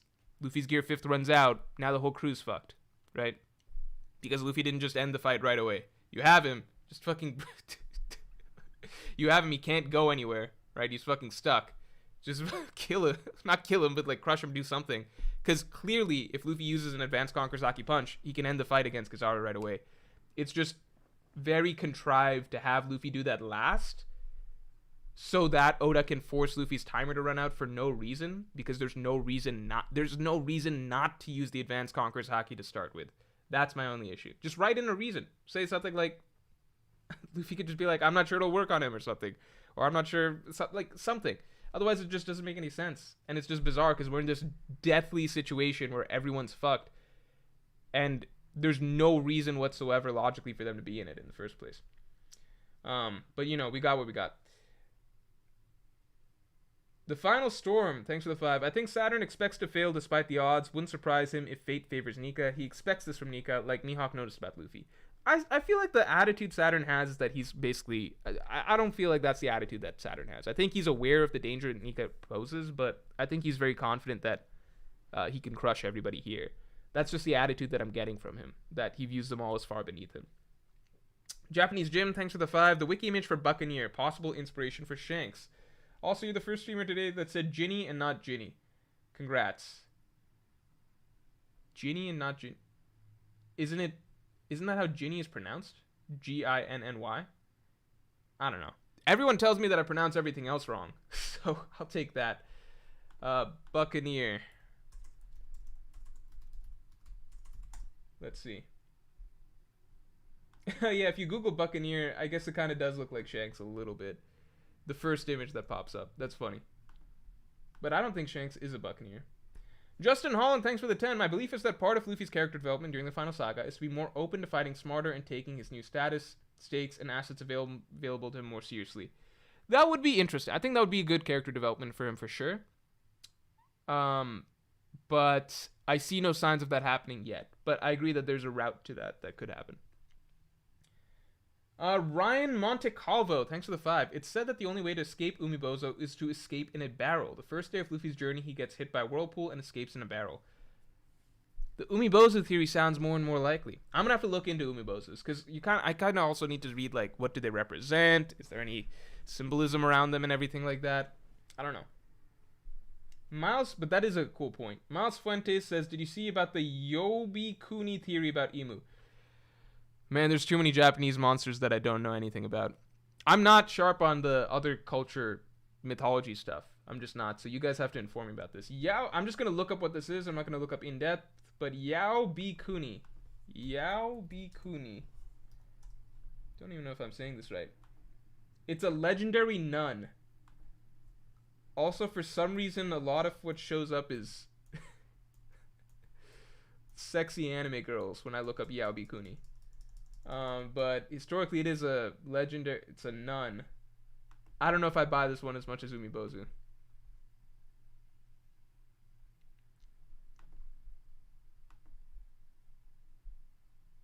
Anime Kingdom MDM says, could Whitebeard be a Buccaneer? Also, sorry. Look, man, you just typed what you thought. It's your headcanon. You just type what I think the way you phrased it just sounded so randomly blunt that it was it came out of nowhere probably for a lot of people. I think Whitebeard very possibly could be a Buccaneer, but my question is more so just where's the line drawn? Because there's so many One Piece, like, is Jozu a Buccaneer then? Jozu's also really big. There's so many One Piece characters that are large physically. Where's the division between who's just a big human versus a Buccaneer? Justin Holland says, my Yonko membership chat for 12 months at start. Oh shit. I don't know if okay, Yonko memberships I have no way of catching again. I'm sorry, man. I have no way of catching. Like, supers I can catch again because I can pull up a tab. But Yonkos, once they go by, I rely on other people to tell me. So, Justin Holland, can you just comment it? Just comment it here.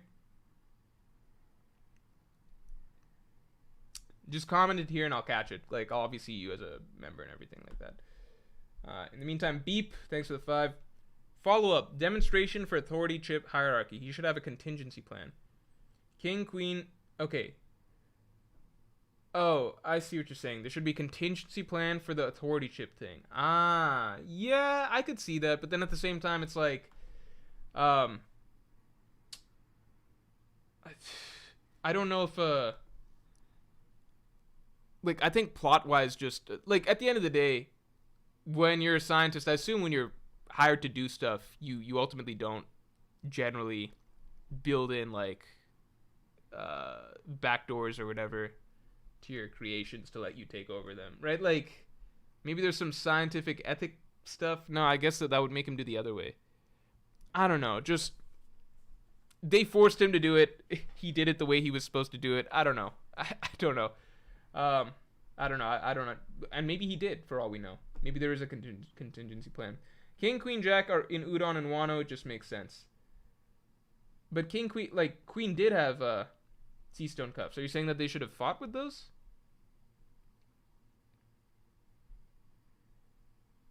Zarsava says, I'm not fat, I'm just a Buccaneer. That's funny. You're saying they should have fought with they should have fought with Sea Stone Cuffs? That's a good point. I could see Queen using that because those are technically what do you call? Those are technically like technology like those are weapons that he could add to his arsenal. Like Queen was using a gun, like a Gatling gun in the Onigashima fight. He could have used Sea Stone. Kalal Brown, thanks for the 5. Hey Morj, do you want to think that Garling tossed away Shanks at God Valley? We can't forget the silhouette we saw of a Holy Knight that looks similar to his. So I think with Garling's stuff, I put out, there's a video coming out Tuesday where I expand more on what I think with the Garling deal. Wait a sec.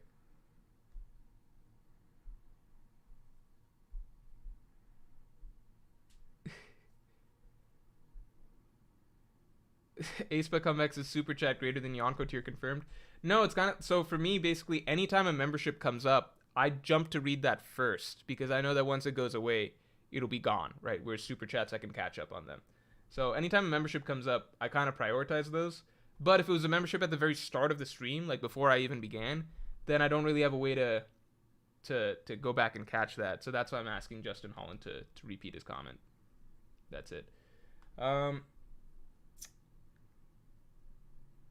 The Final Storm, thanks for the 5. Garling starts off minus 10,000 points for this game. This game's point system is wild. What game has 10,000 points as a minor or like as a penalty? Like how many points are you working with? Like 1 million? Could killing Rockspards give enough points to get to first place and become the dominating figure? Yeah, I feel like he's called the champion of God Valley in some translations, right? So he's got to have done some crazy shit over the course of that.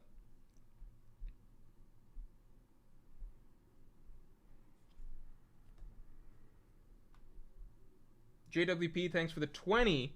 Rox has the potential to be a god tier character. I'm so fucking interested in Rox at the end of all this because the more and more we see, the more we're just like, fuck these shitty ass celestial dragons, right? So if a dude shows up who's like, fuck these shitty ass celestial dragons, I'm gonna fuck them up. Rox is gonna be a fucking hero when he shows up, you know? I mean, like, at the same time, we understand that he's supposedly a bad guy, so there's nuance to this. It sounded as though he risked the lives of slaves or was okay with killing slaves or hurting slaves in the process as well, because Roger had to protect the celestial dragons and the slaves. So the conflict that's coming up is going to be very interesting because we associate Roger with being the good guy, the celestial dragons with being bad guys, and Rox is supposed to be a bad guy, but he goes after the celestial dragons who are currently inflicting so much pain. So Rox is going to be a wildly interesting figure once he does show up. Is Justin Holland here? Justin, I hope you are able to make your way back to chat and repeat your comment. Just comment it and I'll catch it. Someone let me know if Justin Holland shows up. Also, I like how their Infinite God Valley, he says, I'm more interested in his character writing than power level. Same, although I do want to see him fight and kick ass. Also, I like that how there are Infinite God Valley theories, but I feel like no one came close to guessing a hunting game. Hunting game you can't really guess because it's just, we don't actually know. Like, there's nothing to guess about that, right? Like, I think it is really interesting to... I don't know if anybody guessed that God Valley was not actually a place that the Celestial Dragons resided, but rather a place that they chose to come to for a brief event. That's pretty out of the box, I think.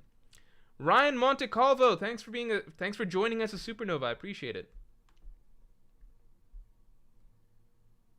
Salter, thanks for the 10. Oh, wait, no. No, we covered this.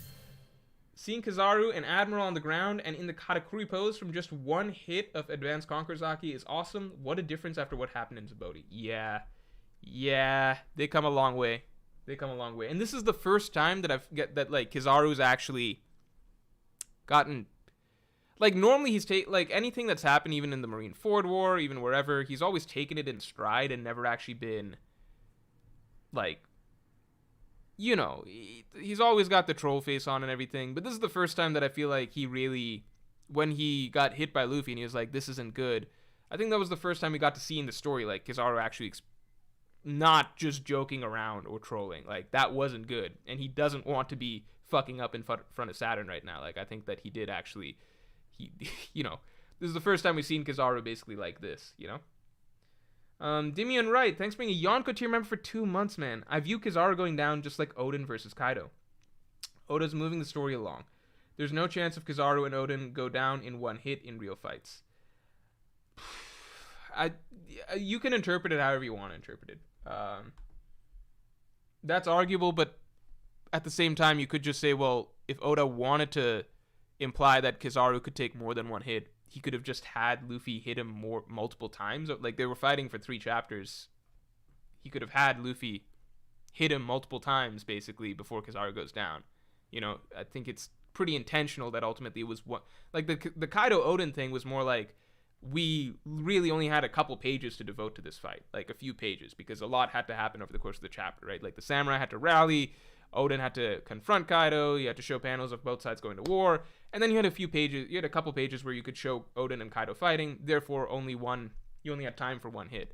But this isn't that. This was like Oda drew Luffy and Kizaru fighting for several chapters, right? If Oda wanted to imply that it takes many hits to take down Kizaru, he could have just had Kizaru take more hits over the course of the fight. He didn't. He said, okay, one hit of advanced conquers Haki, Kizaru's down. I don't think that there's other ways you can really interpret that, you know? But ultimately you can't say, you can't change people's minds on certain things if they feel a certain way about something.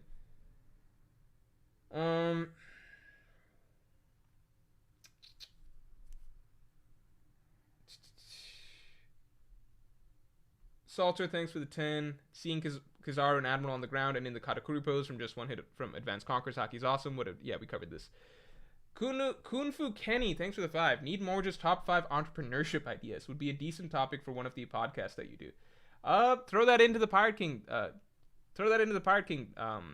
Podcast submissions. But the thing about that is that there's no easy answers to that at the end of the day, because everybody falls into different categories depending on the skill sets that you have. There's a huge difference between whether or not you already have a skill set that could make you money. Like, let's say you have skills like as an app developer or something like that, or skills as like anything, handyman, whatever you want to say, right? It can be blue collar skills, can be web design skills, can be graphic design. There's a huge difference between whether you have something like that and you want to create a business marketing that skill and then eventually grow people underneath you, or you want to figure out how do you make the most money with like basically no skill, but what's the simplest things that you could learn to start marketing. Like, you could get into e-commerce, which anybody can get into, drop shipping. Or if you really want to, how do I say this? If you really want to be willing to invest a lot of money in like starting an idea from scratch, such as you've just got an app idea or you've just got like a business idea or something, well, then you're going down a totally different route that could net you a lot of money, but you need business loans, you need investors, things like that, and that's a whole different, like, there's no such, like, the bubble of what entrepreneurship means a lot of different things for a lot of different people. Veep, thanks for the 2. Rodolfo Infinite W, yeah, I really like that idea. That's my new hope for what happens with this arc. Francisco Mas, thanks for being a member, a Pirate King tier member for the past 12 months, man. Holy shit, I really appreciate it. Do you think Vegapunk survives this arc? I'm talking Stella and the rest too. I don't think any of them make it to Elbaf, honestly. This one's really fucking tricky, because I think I think Atlas will die. Atlas is right there. If Gorosei Saturn's gonna kill something, he could kill Atlas, right? I think that's part of the reason that Oda gave Vegapunk so many bodies, because initially I was just like, oh man, I don't want to be hanging out with all these Vegapunks, that's too many characters. Oh, they're all going to be getting on the Strat's ship. I think Oda gave them a lot of bodies because they're disposable characters that you can just kill, and it's up to the reader to interpret it how much of a real person just died, right? Do all of them die? I would not be surprised if the Stella body dies, but something like Lilith, who we initially met gets to survive. I wouldn't be surprised if Oda does something like that. Everyone dying? It seems a little dark. I don't know. Aditya Dum Dum, thanks a lot. Hey man, first time super chatting. Love you. What's the current opinion about Moon and ever going there? Maybe we get away from the Egghead using Rocket. Wait, Egghead to Moon directly instead of Egghead to Elbaf? I never thought about that. I always thought that Moon, if/when Moon happens, it would be much later. Like post Elbaf, like maybe the last thing, like tied to the Laugh-Tale arc. Moon maybe even being tied to Laugh-Tale in some way. Moon right after Egghead. I do think that we're going to the Moon at some point. I think it's just the ultimate fantasy adventure you can have, and it's been hinted at as being very important. I think that there's so much potential for the Moon, but I never considered right now. But if you need a rocket to go to the Moon, Egghead Island would be the perfect time to kind of set that up. Interesting idea. Big the Boss, thanks a lot. Morji-kun, I know your secret. 6 inches, yeah. Wow, can't wait. All right, thank you for that. Joyboy56, thanks for the 2. Luffy beats the Straw Hats all at once mid-diff. Let's see. Let's let Zoro and Sanji keep fighting for the rest of this arc. Let's see what they can do. I think we might be underestimating them, but who knows. Like, if Luffy can just take out Kizaru in one hit, then it's a pretty big deal. Flame, thanks for the 2. Morj, do you read chapters on a computer or tablet? A computer. I have a iPad, but I don't really use that for... I really actually just use the iPad for videos, to have things scroll up on the screen that I can read. But I definitely don't read chapters on a tablet. I like reading on my computer. Laptop. Acepa comeback, thanks for the 5. Thoughts on how strong 5 elders are? I said below Yonko and got cooked on Reddit. I just think it's too hard to tell. I think it's really fucking hard to tell. I think we need to see a little bit more, because all we can say right now is the presence that I'm getting is that they are above Kizaru, right? That they're above, they're like Saturn is stronger than Kizaru. Is Akainu stronger than Saturn or as strong as Saturn? I think that's a maybe. I think maybe. At the same time, maybe it's just supposed to be that all the Gorosei are supposed to be stronger than all the admirals, and they're all on the same level as Yonko, depending if that's how you feel. The problem is that I think people are still debating things like when you still have people debating things like Kizaru versus Big Mom, right? If we can't have a consensus on that, then it's like, how do you even place someone like Saturn? Because I think Saturn is stronger than Kizaru. To some people, that means that he's Yonko level, or some other people, it means he's above Yonko level. So I just want to see a bit more. Right now, Luffy is the only consistent measuring stick we have, so once we see Luffy versus Saturn, we might get a better idea. And even Luffy's tricky, because just the way that he fights is so lackadaisical sometimes. Mark Hogan, thanks a lot. Interesting to note that this chapter confirms God Valley is in the West Blue, not in the New World like many assumed. Didn't expect that. I did not expect that at all. But I think that that's largely because many of us believe that... I think almost all of us, I would say. Maybe there's some few exceptions, but I think almost everyone believed that God Valley was a place that the Celestial Dragons already resided, like some of them. I don't think many people ever thought that God Valley was just a random island that Celestial Dragons happened to come to for one day, largely because of the naming God Valley. It already sounds important, you know? Captain, welcome to the Yonko. Look out for this week's weekly podcast, which will come out tomorrow. Stay curious, thanks for the 2. Morj, thoughts on the new Dragon Ball, aka GT? I heard that Dragon Ball GT is now becoming canon. Like, GT is now becoming canon or something like that. That's so confusing. Like, why? Why do that? Although I do think that the Super Saiyan 4 is tricky. I thought it was dumb when I first... Like, I didn't like it when I first saw it when I was younger, but over time it grew on me just because... I think visually it's just more interesting than a lot of the new Super Saiyan stuff that they've been doing, personally. Like, I don't really rock with, like, Super Saiyan Blue or, like, the red form. Ultra Instinct does ultimately look cool, but I don't know. I thought that GT, I like the direction that in retrospect, I like the direction it went with the Super Saiyan form. I don't even know how you make GT and Super work together. I don't really know what's going on with that franchise right now. Taylor Russell, thanks for the 12. Kuma's dad was going to make the raid fail, so Oda hired a Celestial Dragon to kill him. That's funny. Angel X, thanks for the 3. Garling, 2 appearances, 2 kills. Kaido could never. Fuck, yeah. Kaido never killed anyone, did he?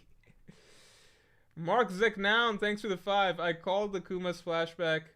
That is kind of crazy, though, just how many, like, just deaths left. Yeah, like, Garling's first appearance was killing another Celestial Dragon, right? And one that we liked, Mjosgord.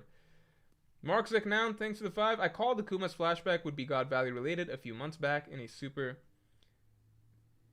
Kuma's flashback would be God Valley related a few months back in a super based on his age lining up. Crazy that it is actually happening. Yeah. I think that this is definitely... Like, that's a great call that you made. And it's definitely the most elegant way to tie everything together, as I said earlier this stream. Because it just gives God Valley like a character who you can watch. Like, you can watch it through the eyes of this character, and it's going to be an emotional ride because it's through the eyes of this character. And it gives us all of the necessary exposition and dramatic setup that we need for the current modern day story.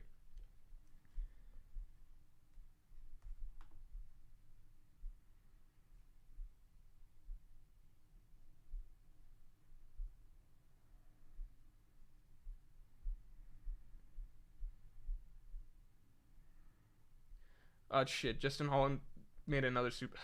I'm sorry. I'm sorry. I was on the lookout for you for a little bit. I'm sorry, man. I'm sorry that you had to ultimately super again. I was looking through the chat for a while, and then eventually I started looking at the other supers for a little bit. Let me get you right now. I'm sorry, man. Justin Holland kindly donated again. I'm sorry. Floridian Triangle creatures, connection to elders, and emu possible. Kudos to Saturn for trying to take out Luffy before he recharges. I think that, okay, Floridian Triangle... The Floridian Triangle stuff is like... I really don't fucking know what to think about it at this point, because I still like to believe that that is just a horror movie trope that Oda pulled out at the end of that arc to, you know, just put a nice little twist, little mysterious cliffhanger to the end of the arc. And the point of those type of things is that usually they're not supposed to be ever ultimately actually addressed, you know? It's just a mysterious little twist that you throw in at the end of the story, right? It's kind of the same way that I don't think that everything in One Piece needs to be revealed. Like the UFO that took Capone Beige at the end of the day, I'm like, maybe we never learn about that, you know? The Lightning Island, I don't think I need to learn the details about that. So the Florian Triangle monsters, I'm like, okay, those are whatever. But some people have been saying that the Umibozu stuff with Emu, and now I'm like, well, those Florian Triangle monsters, those look kind of like Umibozu things, you know, if you look at them. So I gotta acknowledge that the possibility for something is there. Kudos to Saturn for trying to take out Luffy before he recharges. Yeah, Saturn has had such a great presence, right? A real villain presence, in that he's no nonsense. He wants the most efficient route. The attitude he has towards everything is just very, very cut and dry and just very, very like absolute. And I'm just gonna do this. I'm gonna do this. There's nothing you can do to stop me. And just the sheer, I guess, intentionality behind everything. Like, if I wanted to dodge it, I could have dodged it. See, this is what I can do. I can heal it, right? Luffy, I could take you out right now, basically. I can take everybody here out right now, right? There's not any fucking around, it feels like, with Saturn, which is very refreshing. I would agree. Hold on. Yamil Diaz, thanks for the 2. L and R are the same in Japan. It could also be crap. Oh, God. No, we're going to say clap. That's better. I thought you were going to fix it, but it's actually worse. Flame, thanks for the 5. Man, imagine Kuma taking on Luffy's pain for himself like Zoro did, and he dies. Epic as fuck. That would be epic. It's just you don't need to, technically, because the pain, you know, you can just move it out from the body. You don't have to put it anywhere, unless that's specified, or like that's something like he has to do. That would be really fucking crazy, though. If Kuma takes Luffy's pain out, absorbs it himself, that's his final act. He dies so that Luffy can take out Saturn. That'd be insane. 02657, thanks for the 5. What do you think about Saturn commenting on Kizaru's unusually slow performance? Could he be faking it? Is that why the single punch worked so well? I'd say it's a possibility. We kind of have to see how Kizaru acts in the future. But right now I'm just taking it at face value, which is Saturn saying, oh, this is slow by yourself. Like, Kizaru couldn't do it. Like, Kizaru normally can take out anybody pretty quickly. He couldn't take out Luffy that quickly. So Saturn's commenting on it. That's just how I take it. Cosmo, thanks for the 5. Where would you put Figala and Garling in terms of power, or even the God's Knights? Would you say they're even important in the endgame of One Piece? I definitely think that they're important in the endgame of One Piece. I just think that I think it's one of those things where Figala, Garling is probably the most. So with the Gorosei, I feel like all 5 Gorosei are going to be really strong. With the God's Knights, I get the sense that they're not all going to be the same level as Garling, basically. Like, it'll be more like a pirate crew sort of a setup where Garling is, in a sense, like he's the leader of the God's Knights. He's the strongest. Maybe he's got a strong right hand or strong few people underneath. But I don't think it'll be top to bottom as strong. So I would imagine maybe Garling is on the same level as the Gorosei. But not every God's Knight is, I think. That would be my guess. GDN, thanks for the 5. Kizaru is a speed build. I don't know why people are pressed about his durability. Speedy characters in fiction usually aren't that durable. Yeah, but then the idea is that, like, you're also not supposed to get tagged if that's your whole thing. But Kizaru did get tagged, and he went down. So that's how people are rating him, basically. Which is like, yeah, it's great that you're speedy, but, you know, like, ultimately, you couldn't hang when it came down to it because Luffy was still able to tag you. But I don't think Kizaru did. I think to me, personally, I feel like ultimately Kizaru did just about as well as I felt Luffy versus... Like, this one, just about how I felt Luffy versus Admiral kind of made sense to me, which was that it wouldn't be an easy fight for Luffy, but I still felt like Luffy should be stronger than an Admiral, and ultimately, I felt like Luffy just had more raw power to take down Kizaru, right? Based on his showings against Kaido. That's what happened, but at the same time, Luffy couldn't beat Kizaru so quickly that he could do it before his stamina ran out. My only point to that is that there's no reason that Luffy couldn't have just used Advanced Conqueror's Haki earlier, but that's not the way that Oda chose to write the fight. Beep, thanks for the 5. Some people still in denial about them being imprisoned with cuffs because it makes Green Bull look even worse, lol. Oh, I see what you're saying. Also, VP sounds like... Vegapunk sounds like plot-induced stupidity. Maybe. I don't know. Let's wait and see with the authority chip stuff. Okay, so you're saying that Green... Okay, now I get what you're saying. Like, King, Queen, they should have been cuffs... In cuffs. Were they in cuffs? I forget. Like, it's unclear how... what state that they were put in Udon, basically, you know?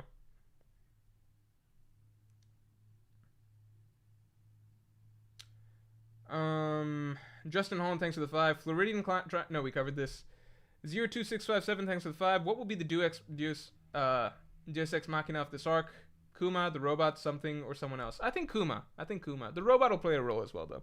Jake Jones, thanks for being a Yonko tier member for 7 months. Hey, with Riz. Alright, don't know how I feel about that. Sampat Sakesh Ravolpati, thank you for being a Yonko tier member for 11 months. Yo Morj, long time. Yes, it has been.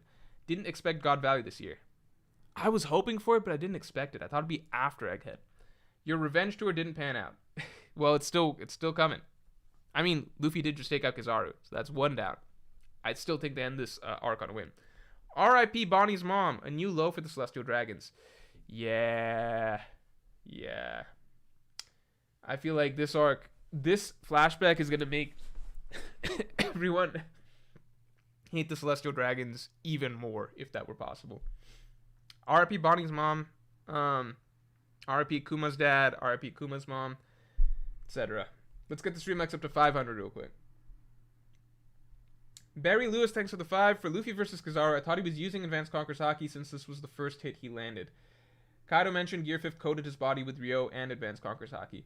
No, Kaido just said that Luffy right then was doing that, right? Right then he said Luffy is, right now, you're using this, your like awakened ability, and you're using armament and Advanced Conqueror's Haki. So Kaido's just referring to what Luffy's doing in their fight at that point in time. He's just recapping all of the abilities that Luffy is stacking. Because I went back and reread that, and because people are saying, no, Gear 5th automatically does it. That's not true. Or at least that's not what Kaido said. Maybe it's true, but it's specifically not what Kaido actually said. Because the thing is, if that is true, then that basically means that Rob Lucci also is essentially an Advanced Conqueror's Haki user, because he can clash evenly with Luffy in Gear 5th, right? Like, if you think Luffy is using Advanced Conqueror's Haki anytime he's using Gear 5th, then Rob Lucci is exactly, like, Rob Lucci can do that too. Because Luffy and Lucci, they clashed fists, right? Luffy didn't overpower him. It was an even clash, etc. It basically means that Lucci is equal to Luffy using Gear 5th and Advanced Conqueror's Haki. Not equal, but, like, you know, he's right there, right? Which is pretty insane. I think it was a pretty clear point by Oda that this was the first moment that Luffy really used Advanced Conqueror's Haki in combination with Gear 5th since his fight with Kaido. Again, because otherwise that makes Luffy's entire fight with Lucci make no sense. Sean Easton, thanks for the 5. Kuma's backstory plus him heading to... It makes it make no sense, and it basically means Advanced Conqueror's Haki doesn't mean anything. Because it's like either Lucci also has Advanced Conqueror's Haki, or Lucci doesn't, and he's still able to clash evenly with Luffy, who is using Advanced Conquerors, therefore it makes no sense, right? So I take it more as the more straightforward explanation, which is like Oda showed us what he wanted to show us, which was Luffy finally threw out an attack with Advanced Conquerors, and it took out Kizaru. Sean Easton, thanks for the 5. Kuma's backstory plus him heading to Egghead reminds me of the Terry Pratchett quote, "Let there be dragons. Not too long. Read on stream, please." I gotta read the full quote. I mean, I've read only one Discworld book, It was small gods, tiny gods. It was a really good one, though. Let there be dragons. What is the quote?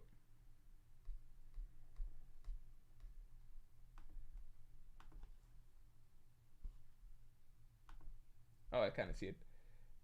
The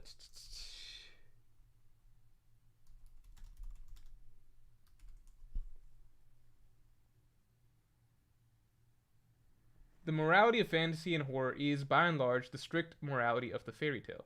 The vampire is slain, the alien is blown out of the airlord, the airlock, the Dark Lord is vanquished, and perhaps at some loss the good triumph, not because they're better armed, but because Providence is on their side. Why does the third of the three brothers, who shares his food with the old woman in the wood, go on to become king of the country? Oh, this is a reference to a little fairy tale between, like, I think three woodcutter brothers, if I remember. Why does Bond manage to disarm the nuclear bomb a few seconds before it goes off, rather than, as it were, a few seconds afterwards? Because a universe where that did not happen would be a dark and hostile place.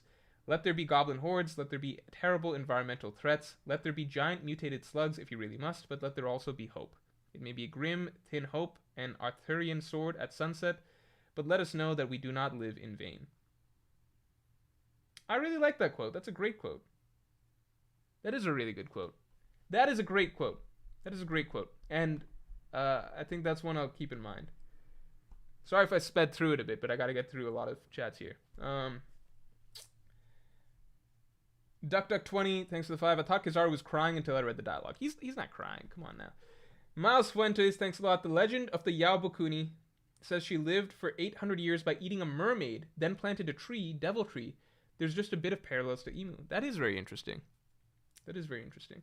The thing is that you can pull from so many different, like, mythical creatures and find some level of parallel to something in One Piece, like the Umibozu and the barrel thing, you know? Like, at the end of the day, there's so many things you can draw on and be like, oh, this could be a parallel or a setup or something. Alan Espinosa, thanks a lot. Why did Bonnie not recognize the drums of liberation when Luffy is Gear 5th? Could it be that not everyone can hear them? Maybe Bonnie just wasn't fucking paying attention. Was Bonnie watching when Luffy fought Lucci? She might have just not been paying attention when he fought Kizaru. Recognize Beats, thanks for the 5. Luke chapter 10:18 draws parallels to what the Marine stated in this chapter about lightning. I don't know my Bible stuff. I'd have to read that. Let's take a look. What did the Marines say specifically about lightning? Just that it's crazy that there's a lot of lightning going on, right? They said... Fuck, where's the lightning stuff? Oh, it's towards the beginning of the chapter. Oh, what's with all the lightning? Yeah. No, just like divine hierarchy stuff.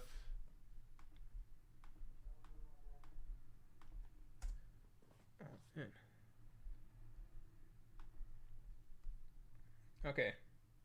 Dom, we're almost caught up. Dom, thanks for the 5. I feel like Rox and Roger were very similar with similar dreams. Rox was just willing to do bad things to achieve it. Yes, much like certain pair of characters we have today, Luffy and Blackbeard. Correct? Broly Power Maximum, thanks for the 2. Unfortunately, I think Oda likes drawing Gear 5th too much. Yeah, I don't want to end the fight too early because Gear 5th is just fun to draw. GDN, thanks for the 5. Government is so strong that it dehypes Blackbeard, in my opinion. Imu has Gorosei, Admirals, Holy Knights, while Blackbeard has Shiryu, who got called a scrub by Garplaw. Look, at the end of the day, the final battle, the way it's shaping up, it's going to be against the world government and the Celestial Dragons, so Blackbeard's not going to be as big of a deal. He's going to have to come first. Anime Kingdom MDM, thanks for the 2. Look at Kid and Adult Whitebeard and Kuma S2S. SBS? Are you saying like sizes? I could believe that Whitebeard's also a Buccaneer. Amelia the Hand, thanks for the 5. Do you think that the Gorosei could be ranked by their planetary titles, with the ones closest to the sun being the strongest? Oh, that's an interesting theory. I'd never heard that. So in that case, the strongest would be... No, I don't think closest to the sun makes sense, though, because Luffy represents the sun, right? If anything, I think Imu would represent the Earth, because he's the only one missing from the celestial list of like, planetary bodies, right? Because you got Pluto covered with Pluton, Uranus covered, Neptune covered, right? Those are all ancient weapons. Then you've got the 5 Gorosei, and then you've got Luffy as the sun, right? So wouldn't it be whoever's closest to the Earth in that case? Because I'm assuming Emu represents the Earth. Interesting to think about. Beep says, get the stream likes to 500. Later, Morj. I think we already got it there. Yeah, we just got it there. Thanks, though. I appreciate it. Tom, thanks for the 5. Might be wild, but what if Luffy takes all of Bonnie's emotional pain via Kuma? Luffy always takes the burden of future strides, and it'd be a great Nika moment. I don't know if it's... Taking emotional pain might be a little too... Like, it doesn't mean anything, really. You know, like, I feel like... I prefer when Luffy just takes on the burdens of others because he sees how much pain they're in and he empathizes with them. I don't think... Like, literally feeling Bonnie's pain would be a little too literal, I think.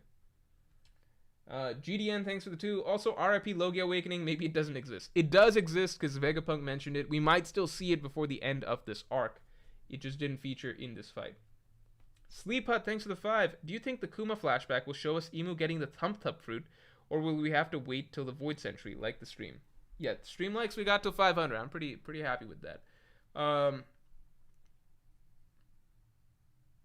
I think Emu already had whatever fruit he's got, personally. I think he's had it for however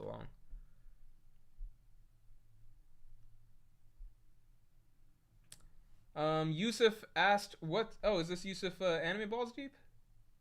What are your thoughts on JJK and Sukuna recently? I got in trouble for spoilers for that, and I don't want to spoil more people. I don't know if this is Yusuf from Anime Balls Deep, but if it is, then thanks for coming through. I think it's cool what he's doing with Sukuna. I hope it's not at the expense of too many other characters. I'll leave it at that. Shine V, thanks for the 5. Hey Morj, do you think Blackbeard not sleeping means much in the context of dreams in the story? Yeah, but I think that we might be jumping the gun in terms of like how much, like the way we're interpreting the symbolism around that. So I'd rather see Blackbeard's character, his story, his past, etc., and then and get a greater understanding of the motivations for his dream before placing sort of like assumptions about him and like the fact that he doesn't dream means he's like this or that, you know, or like symbolizes that he's not the right person or whatever. 02657, thank you again. Thanks so much, man. This is crazy. Will Bonnie or Kuma play the drums of liberation to revive Luffy? I'm now on board. I'm 100% on board the train that Kuma comes in, removes the exhaustion from Luffy, and that is basically what does it. So I think Kuma will trigger Luffy's drums to revive, but he won't necessarily play the drums to do it. And 02657, right on cue. Holy shit. Thanks for the 10. Everybody thank him for the 10. Angel Rees, Colin MC, Bussin, Fresh Kiwi, Fennec, Fox 3, Adam Brown, SS, Striker Virus, Polly, Waffles. Everybody, you gotta thank 02657. Definitely MVP of most streams that he shows up in. Really, really appreciate it, man. Got a few more supers to get through here. Duck20, thanks for the 5. I think Blackbeard is going to kill Emu and liberate the world. It would be a really cool twist if Blackbeard does end up being the final villain. I just don't think it can be, you know, his crew. His crew's kind of scrub crew. The nerd story, thanks for the 5. Just want to throw out the idea again that the Emerald City could be or is on God Valley. Oh, and that could be why it's like part of a legend that it no longer exists, because it was erased with God Valley. I like that. I don't think I'd heard that before. If I have, then I've forgotten it. That's a cool interpretation. Brian Milano, thank you for the 10. Just to send a sticker. I appreciate that. Definitely appreciate that. Guys, I do have to... I'm tired and I'm hungry. Wait, no, I've got one more. JWP. With the Gorosei, Luffy representing the planets, etc., I think Blackbeard will play a bigger role in the endgame with him representing the moon. I do agree that in the way I view things, Blackbeard kind of represents the moon. It just makes sense with his imagery and his role in the story. Alright, guys. Aaron says you gotta have me blacklisted from your gifted subs, dog. It's just the way the dice rolls. 02657 just picks who he picks. It's up to him. Alright, guys. I don't even know if it's up to him. Maybe it's random. Maybe it's just randomly assigned. I think I've got everybody. I think I've gone through all the missed supers, etc. If I'm missing anybody, let me know. But other than that, I think I'm going to call it a day. I am tired and I'm hungry. But this was a pretty great stream, and this was a phenomenal chapter, and the birth of a I guess the kicking off point for what is probably going to be, hopefully, the best flashback that we ever get in One Piece. So I think we're in a great spot. Last one, Sampa Takesh Revolpathy. If we get Roger plus Zebek, will we get Baby Shanks? I do think so. I think that'll be an important part. And watch out for Tuesday's video where I talk about a lot of this in God Valley stuff. Does Roger accidentally smuggle him or save him from Zebek/Figarland? Will we get Baby Blackbeard? I don't know about Baby Blackbeard. I think that's too early for that. But I do think that just wait for this Tuesday's video. I'll address a lot of what you just talked about there. It's a very it's God Valley centric pretty much. All right, guys, and thank you 02657. You're saying you're so welcome. Or I'm so thankful. You're saying you're welcome. I appreciate it. All right, guys, thank you all for tuning in. I appreciate it, and I will talk to you all later. Bye.